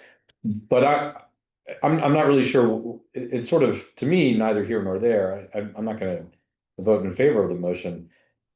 Ultimately, and maybe it's not at this meeting, but isn't the decision like, are we to decide, okay, are we gonna adopt something like the phase 2 of what the Meadow Committee is proposing, or something, or not do that, do something different based on the kind of groups in town who don't want more tree reduction? I mean, that's the real question. That's what I understand it to be too. Yeah. Although, can I say that I don't think they're saying they don't want more tree reduction or to continue with the plan. What they're saying is they would like to put a different priority on it. Who's they? There's other group who are members of the Meadow Committee. Do you read this?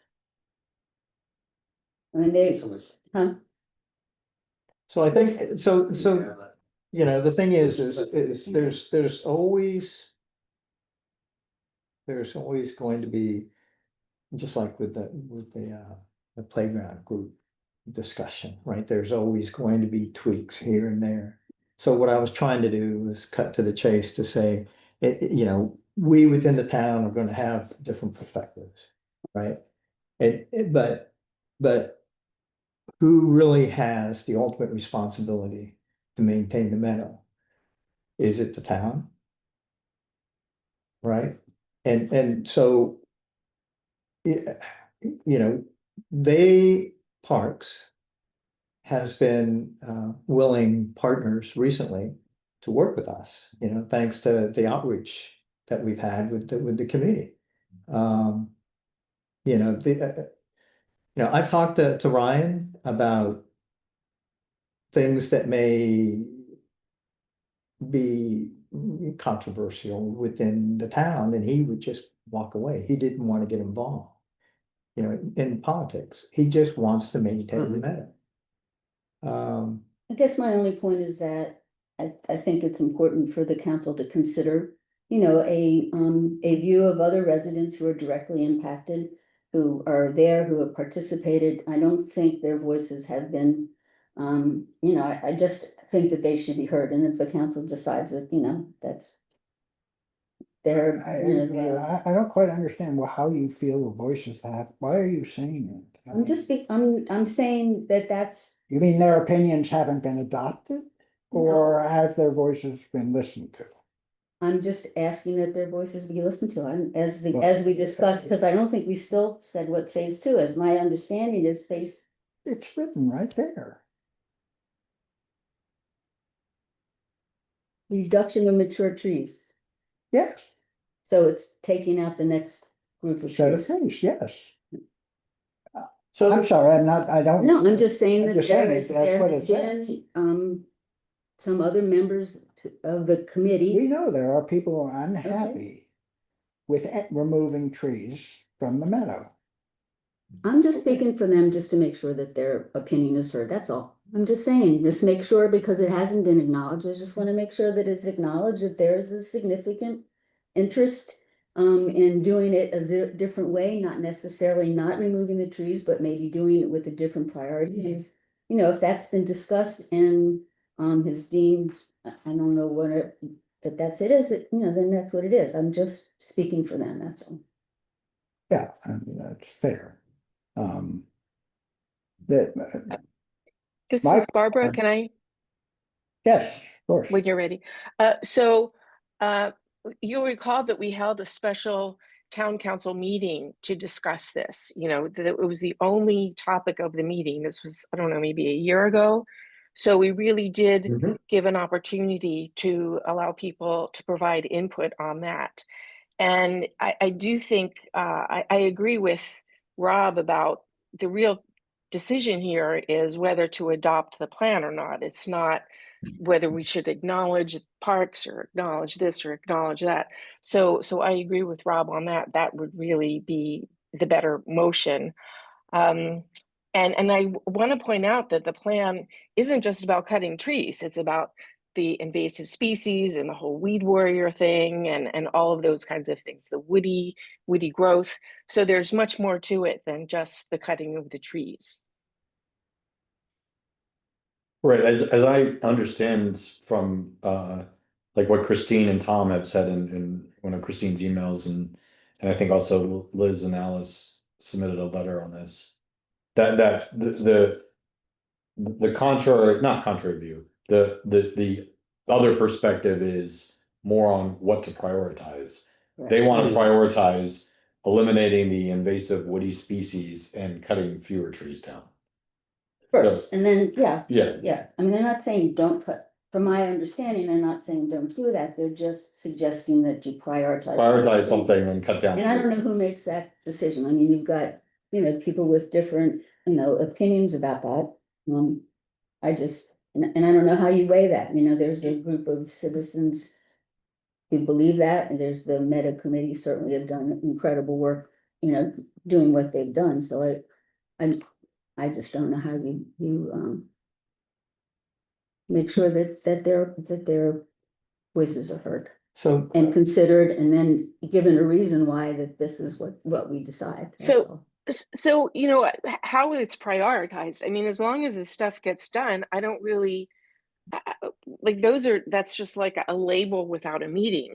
Those items are in the plan, the woody tree removal and things like that. They are in the plan, and I'm confident that it will happen. So I'm prioritize this, prioritize that. I don't really know what that even means in this context.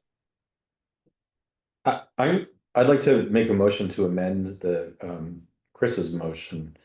I move to amend the motion to have the council adopt the plan that Ryan Colleton proposed and then the Meadow Committee put forward, but with the communication of the sense of the council that that doing so should continue to be in consultation with all interested groups, the Meadows Committee, as well as other neighbors in town who have expressed some, concerns or differing views on priorities. I think I second. Second. Yeah. You second. I think so. I mean, you're saying we should pay attention to what. So. Yeah.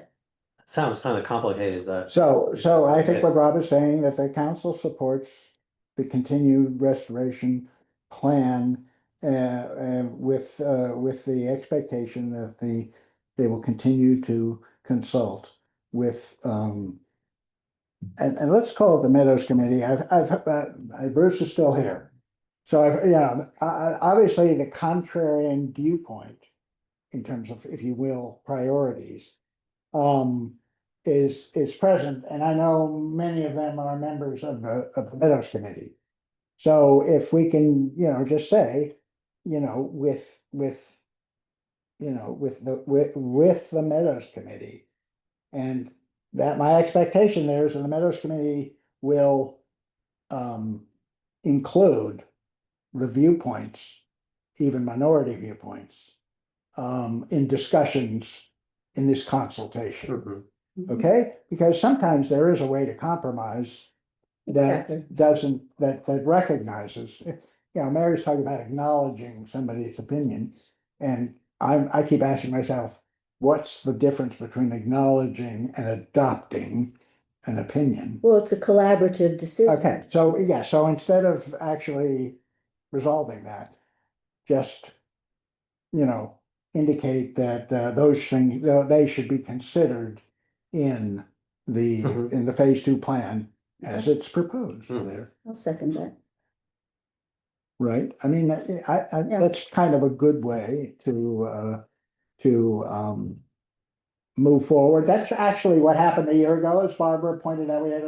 We had that town meeting, and the council then acted pretty much to say that the group that was, felt like they had not had any input they should work together with the Meadows Committee to improve the plan, and that's what happened. So basically, this is the same proposal, upgraded a year to this particular phase to work with the Meadows Committee factions, groups, opinion to move forward. I like it. I mean, I think that's a fair way to proceed. And I just want to speak to the point John was making. I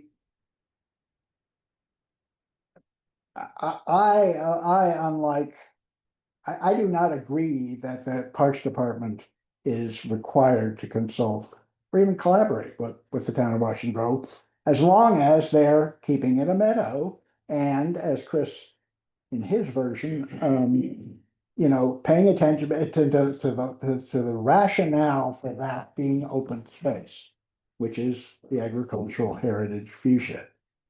And if they feel they're doing it, and, Washington Grove, feels like they want half woods or something, they can totally ignore Washington Grove.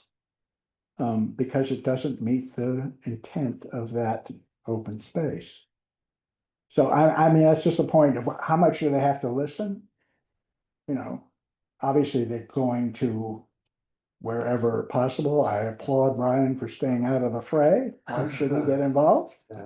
But I also applaud him for tolerating the obvious different opinions exist in the town. Is Ryan the same person who was on Deb's porch with us all? Yes. It is. Yeah, so yeah, he's a hero. Yeah. I mean, yeah, yeah. And he learned his lesson, like you said before. Yeah. Yeah. So we vote on. So, Rob, Vote on the motion to support the plan, To amend to minutes. to amend the motion Mhm. to say, sorry, amend the motion to say that the council supports the plan. And what was your exact wording? Recommend, not recommends, continues to collaborate or whatever it was with the towns. Oh, it just conveys the sense of the council that, With the expectation.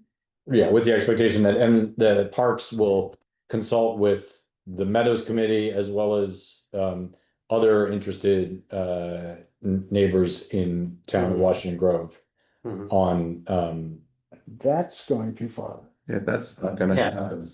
I think the Meadows Committee should represent the different opinions. I mean, it's not like a matter of fair enough. 51% No, support this. fair enough.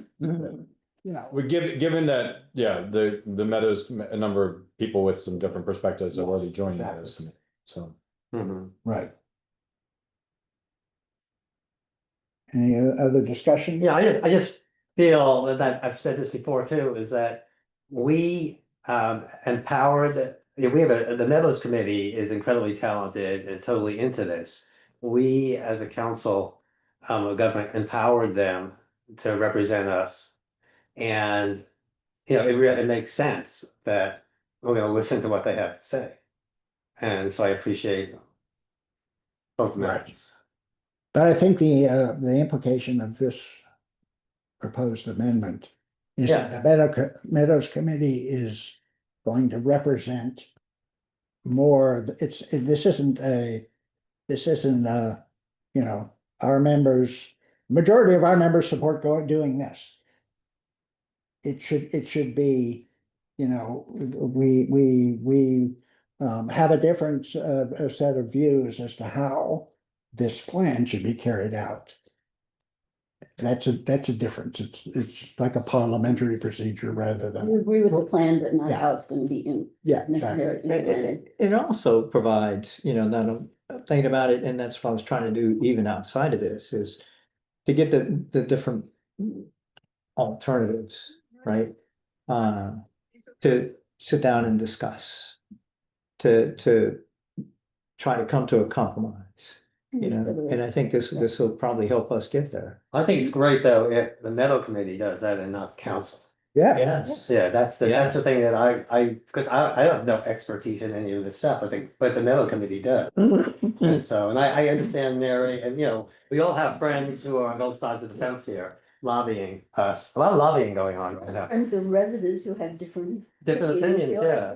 Isn't that what they come to? So council we're members? kind of like, we're saying a reminder to compromise, play, you know, play fair with each other and listen to each other. So Bruce is listening to us, or did he leave already? Oh, there he is, okay, see, he's got it, he's got it. So the thing is too, is if we're taking any action. To take out any trees, and it sounds like the alternate plan also talks about taking like 0 trees, right? So as we move forward to take out trees, what the Meadows Committee had told me many times is that you need frozen ground, so it needs to happen, you know, whatever it is This winter. Moving forward, you know, that needs to be addressed during January, February, probably. And yeah, just like, back to them. looking back though, remember when we first did this on phase 1, remember there was a really good compromise that took place. Yes. Right. I mean, it was great, and so And I this think that's this group's point, is that, you know, collaboration. collaboration. Is what they wanted, and that's Right. all they're asking Good. for, and so I think Yeah. the council is sending it back to do that. So Good. that's good. So what are we set? So are we sending this all back to the Meadows Committee to No. renegotiate? Is that what we're doing? Or are we voting on this? Are we voting on the amendment? Yeah, we're voting on the amendment first. Yeah. Okay. So let's do that. Motion. All in favor of Motion. Bob's amendment To to Chris's? Chris's motion. 1, 2, 3, 4, 5. Okay, unanimous. The motion now becomes, and I can't repeat it exactly. But to support the restoration plan phase 2. And while consulting with the Meadows Committee regarding carrying out the priorities of carrying out that plan. I put the priorities in. I don't mean that, I mean aspects of the plan. So now we have to vote on that. Now we now vote on Yeah. that. All right, ready to vote on that? All in favor? Yes. I don't know what I'm voting on. I know, I abstain. either do I. I'll totally abstain. I'm so confused. To support the adoption of the phase 2 plan with the expectation that Parks will consult with the members of the Meadows Committee in the implementation of that plan. Yeah. That's it. What does that have? That is in addition to the collaboration, but separate than what we just. Well, No, that was my motion that was what my amendment to the. We voted on that already. Yeah. Yeah. We voted to amend the Amend motion. the Now motion. we're voting on the amended motion itself. Yeah. Oh, Just okay. raise your hand. Yeah, just raise your hand. I'll raise 2 hands, let's hear. Okay. Is that okay? getting late. Yeah. I'm abstaining from this. What? one. I'm just abstaining from this one. Yeah. Yeah. All in favor? Okay. I already voted. Rob told me. to No, vote. we did, we had a question, an information. Okay. Okay, I see 4, all opposed? Abstaining? 2 abstentions. All right, motion passes. Right, Bruce, before you charge forward with this massive council directive, I'm being facetious. I'd like to talk to you separately about the whole thing. Okay. Thanks, Scott. Hi, Bob. Good night, Bob. Meredith. Good night, Meredith. Good night, Bob. All right, I think that was Interesting. a Solomon's. Yeah, I was trying to figure out who was carrying the baby and who wanted. James the baby Baldwin, with the- just yeah. a- What? right there. Okay, that brings us to any new business? I know there's none because I keep asking you guys to tell me what it is, unless something came up overnight.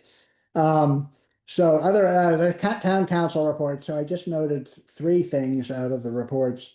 One, we've already heard about, that's the replacement of the all sprinkler system proposals. And that one more is forthcoming, will be obtained. The other regarding the Emergency Preparedness and Safety Committee of one, which is Chris. Unfortunately, the speed signs have been installed, and you know, we now have the benefit of at least one working one and one. Well, the other one's erratic, but it's One, working. one mainly unstable one. Keep them guessing. And lastly, the Forestry and Beautification Committee agreed to request that another crossing of the ditch, the main ditch running through Woodward Park carrying water, that another crossing be installed similar to that of Oak. And what that means is there's a culvert that takes the water through, and the crossing becomes a packed earth like a walkway. Yeah, that's what they've approved. And we need to be aware before moving. You're talking about the one that, the pathway that's gonna, as part of the playground groups. It has nothing. Sure it That's does. been removed from the playground. It's not in the Really, park. you're talking about this is in the park. It's behind the playground area. Yes. Yeah, yeah. Yeah. Well, that they're gonna put a culvert in there, Create a crossing of the ditch. a crossing, right, Yes. which is part of the. Not part of it. Yeah, it is, that's. Where? We had bridges originally in there. Yeah. That was all zone 10. removed. Oh, It was yeah. all Yeah, removed. Zone 10's gone, right? No, we're talking about going from the corner of Center Street and Maple, right? So you have access from there to walk to the playground? That's not part of the playground. That was part, well, that's where it comes from, well, anyway. Yeah. I mean, what's your point? It's- Where it comes from doesn't Yeah. matter. This is what they're proposing. Yeah, but it's all part of that. Where is it? It's not in there. Yeah, It's just. Yeah, but that's not, I thought that's not happening, that's all part of. It's that. just the crossing. We have no paths. Yeah. It's all I'm reporting. Up to the F and B Oh, committee. yeah, because- George Hitson, is she still The here? F&B committee is Okay, here. and she has her hand up. Yeah, no. Consult the source. Hey, don't Raising get her sent- hand, you yeah. can't raise your hand. The proposal for an additional path from the corner of Center and Maple Avenue across to the north end of the playground was originally proposed by the Playground Committee. Forestry and Beautification said that they would help facilitate that, but we would like you to decide whether that's okay or not. We're not insisting on doing it if the council doesn't want us to do it. But yes, the idea did come from the playground group. But we said we were okay with that as long as they didn't do anything else in that wetlands area over there. At the point of everybody, actually, no one's come to the council with this. Yet. Oh, It's just a council report. Council report. Oh, Yeah. I'm so- Yeah. Okay. Just Yeah. the on the lighting, because I know everyone kind of Follows it. follows it with bated breath. Yeah. Sounds fun. But we actually, the town, along with a number of other municipalities in Montgomery County and Prince George's County, finally sued Pepco. We filed a petition before the PSC about this ongoing issue with the Pepco trying to foist these disconnect switch equipment on as part of the cost of the municipalities repurchasing the streetlights. And it's a big cost additive and it's total BS. So, and then we were trying to negotiate with them. They finally filed something with, the PSC, Pepco did, last week or 2 weeks ago. That said, that claims that all the municipalities and Pepco have reached agreement on this issue, which was just a flat out lie. So, Sue Ellen quickly put together a petition and we filed that on last Friday or Thursday. So we'll see. It's great. Anyway, yeah. I mean, that has been the big sticking point in trying to get this streetlight repurchase thing done. So we'll see how that shakes out. I didn't put it in here because it is really complicated. It's very, yeah, it is. The context for that is that the town, that the lighting committee believes, not the council, believes that the town would benefit from purchasing and managing our own streetlights that currently Pepco own. And this relates to that, the cost, what will that cost us? So a year was spent getting them to finally depreciate our ancient fixtures so that the actual cost of buying them will be completely reasonable. Because they wouldn't depreciate them previously. Wait, John, is that right that the town council has never said, yes, we want to proceed with the repurchasing? That's correct. It's never been proposed. That can't be. It's true. Well, then by what authority is the lighting committee doing whatever it's doing and having Sue Ellen act on that? The council has approved.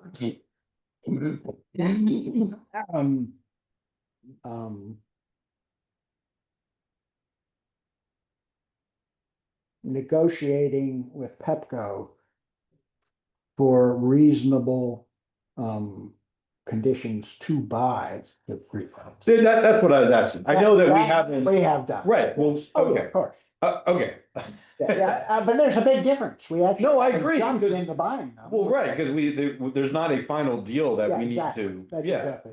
right, okay. I mean, we've never looked at it financially. Indeed, the council has never looked at it financially indeed. Because we'd have to maintain, you know what I mean? Yeah, nice. Okay. Just one last thing, this whole thing with the little cottage at the tennis courts. Whoever's Folly. I thought you were gonna bring it up. That's I am, I forgot about this. No, but it's a maintenance issue, it's not, they're not making any changes to it. Okay. Yeah, so that's why they're gonna fix the sign and then they might, they might get people to do some other stuff, but it's nothing as far as changing anything with it. It's just, we've been talking about this for years, but nobody, Steve's not around and, yeah.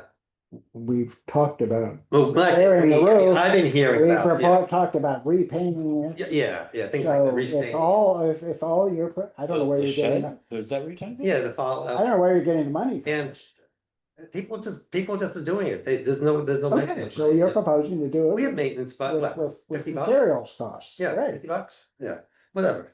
Yeah. Yeah, we have somebody who's willing to rebuild the signs and stuff like that. Yeah. So as they come up with phases and who's doing what, we can, Yeah, but it's not, the council doesn't have I to. mean, there may be some good things to do to make it more better. Yeah. I'm just saying. Oh, okay. You know. But you thought it was gonna be, it would I be- didn't know what the Oh, okay, it yeah. sounded like there was some, I didn't know what what you meant by That's okay. all the Okay. maintenance. Yeah, okay. Right. Are we done yet? Yes. This is a long meeting. This is a good meeting, guys. Yeah, but we got. Great job. Okay, next meeting will be December 8th. We all know what will be on the agenda, some of the. Don't have a clue. You haven't a clue. Did we say sayonara to Barbara or? Is she still in Japan? Still in Japan there. Is she? Yeah, it's still in Japan. Dennis is folding your underwear behind you. Yeah, you don't need to see that. He's wearing your underwear. Oh, God. All right. Meeting adjourned. I just. Yeah. All right. Oh, sure, yeah. Thanks, okay. everybody. Yeah. Bye. Right. Good night. Yeah. Did you break that? I felt like last week, Yeah, I was. Eating too fast. I drove by wanted to it, pull out and then I remains of my I hair. went backwards. See, but it's That's just how flashed that's in. how they go home. Yeah. Some, I know you can't miss, you can't miss the signs when they come on. It's like in your face. In the picture. Okay, I do remind the council, your last chance, because we don't want to stir up the playground work group, Oh, yeah. is to, if you want to propose any wording or other changes. December 1st. Definitely. 2 years. So is there gonna be a single document Yeah. going down, going around? Plan is to put it into a single red line. Oh, wait. That's not what we said. Yeah, no. Yeah, that's what he said, yeah. So you're gonna consolidate all of the comments from all the counselors into a single I'm markup? expecting, I suspect Okay. I will have the most, of which you guys may think are some of which you think are trivial, some I don't, are trivial. None of which are substantive, but Yeah. they clarify certain things, which I. So you're gonna ask for our comments before you send it to them, or you're gonna send them all to them and see what they say? What we're preparing to do is to offer anybody who wants to offer an amendment to the plan in December. Mhm. We'll do so in December, but as a courtesy to the playground group and your fellow counselors, you're going to provide your thoughts on proposing amendments by December 1st. They're going to have a chance to comment on them. It doesn't mean you have to submit them, but. They only, yeah, but For example, I'm gonna propose, and Peter started talking about it, I'm gonna propose rewording the opening paragraph of this thing, because Yeah, I don't right. think it is sufficiently strong about what this plan is doing. That's Are all. we gonna vote on each plan individually when we get to the? I think each amendment separately. Each minute, so each recommendation will be an amendment that we'll vote on in the next Yeah. meeting? You're not vetting it all, putting it all together for us? Yeah, put it all together, but Right. we can't discuss it, so we can do is put it together and. And you're talking about going through each comment individually? Yeah, I just don't know, because again, we're gonna have all these people making suggestions, and how are they gonna? I just don't know how. Well, you say all these people, there's. Yeah. Well, I mean, all of Okay, us. well, they- I'm not but making any seven, but not- Making suggestions. That you're gonna send to them, and then they can either decide to adopt them or not adopt. They them. don't have it. we are, here's what I thought we were doing. Yeah. We're collecting our comments. Now, I didn't think necessarily that we were gonna have John try and synthesize those into a consolidated market. Let's just reduce it to one document. Well, sure, but if I want to edit sentence A one way and Chris wants to edit it a second way, how do you put that in one document? Let's leave that aside. Let's just assume that we are going to send one consolidated markup to them. All that's just going to be for them to give to be given a final opportunity for them to give us their reactions. Yes. They may say, thank you for all this. Here's what we propose as our final plan. We've addressed some of your comments, others we've just left the language as is because we don't. Yeah, but this is what we want. But is, So then we will have what John sent them and whatever we get back from them. And then when we go to adopt the plan, we can decide, do we want to adopt it just as they gave it back to us? Or do we want to make any of the changes that they didn't make? Or presumably even new changes? I mean, that's what happens. Is anybody contemplating making any change to their vision?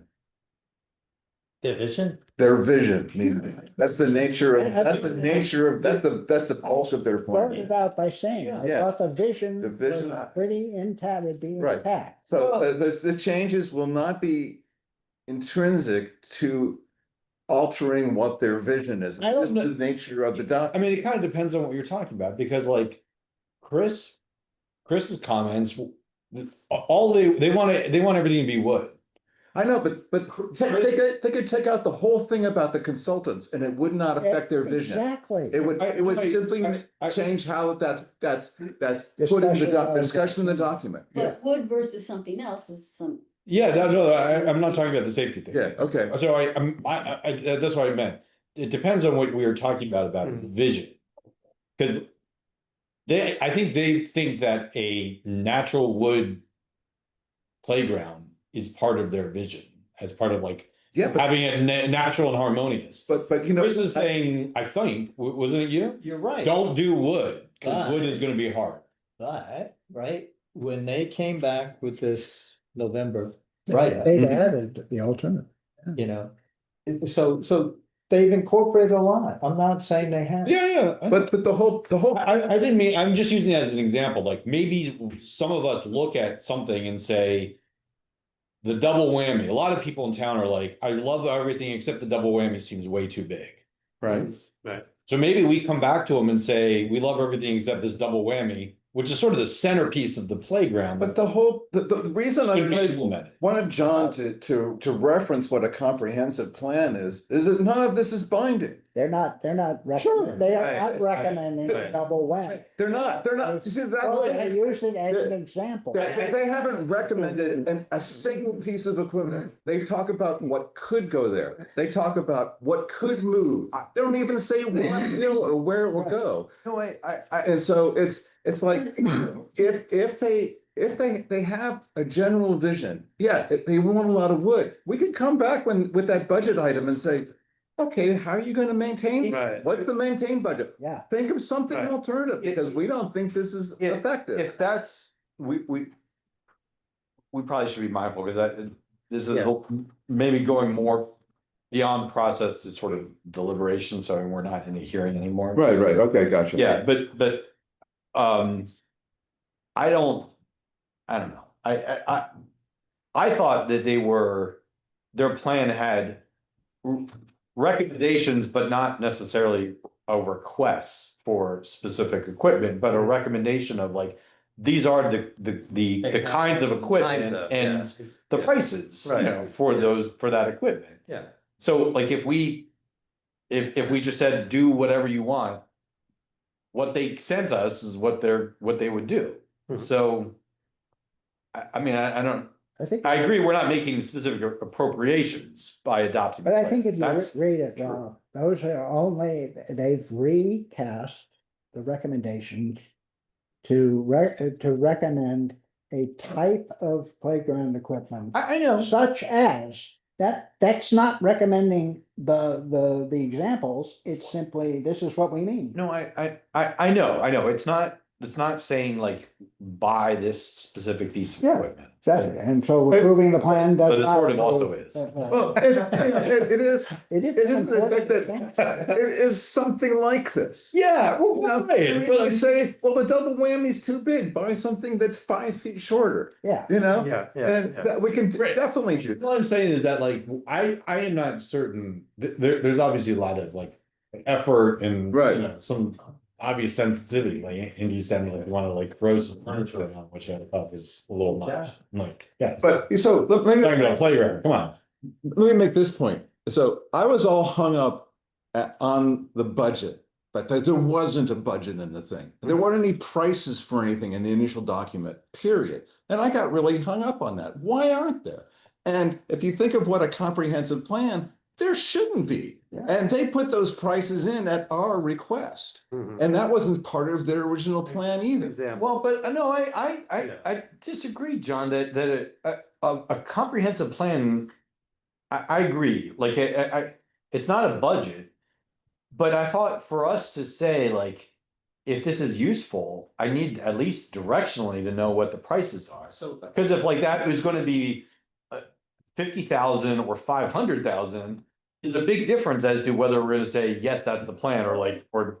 But they still have to come to us and we say, we can't fund a $500,000 playground. I know, but that's what I want to, but if all of their effort. Find something cheaper. You want something like. Find the money. Yeah, or yeah. Well, then why have them go through an effort of like, this is the plan, if the plan is a pipe dream that we're never. It's a vision. They use the word vision all the time in this document. Yeah, and from my perspective, I thought that was useless. I was like, I don't know. But that's what It's about the vision. that is the plan. I want a plan that has like some price tags with what it would cost. But that's Well, for 2 years. the But that's price not a thing was comprehensive plan. If we don't want them to do a comprehensive plan, then I want drawings. I want to know where the stuff is going. I want to know what you're gonna spend after 5 years. You know, that's it. That to me is what a plan is. Yeah, but that, you can't ask anybody, I mean, we would have to hire somebody to do something in that detail. What we ended up with was a vision document. It's a vision, it's actually a vision document. Okay, so just before I'm leaving, can we just, as a process of this whole thing, we're gonna tell them some of our, how the amendments, you wanna call them, that we're gonna do.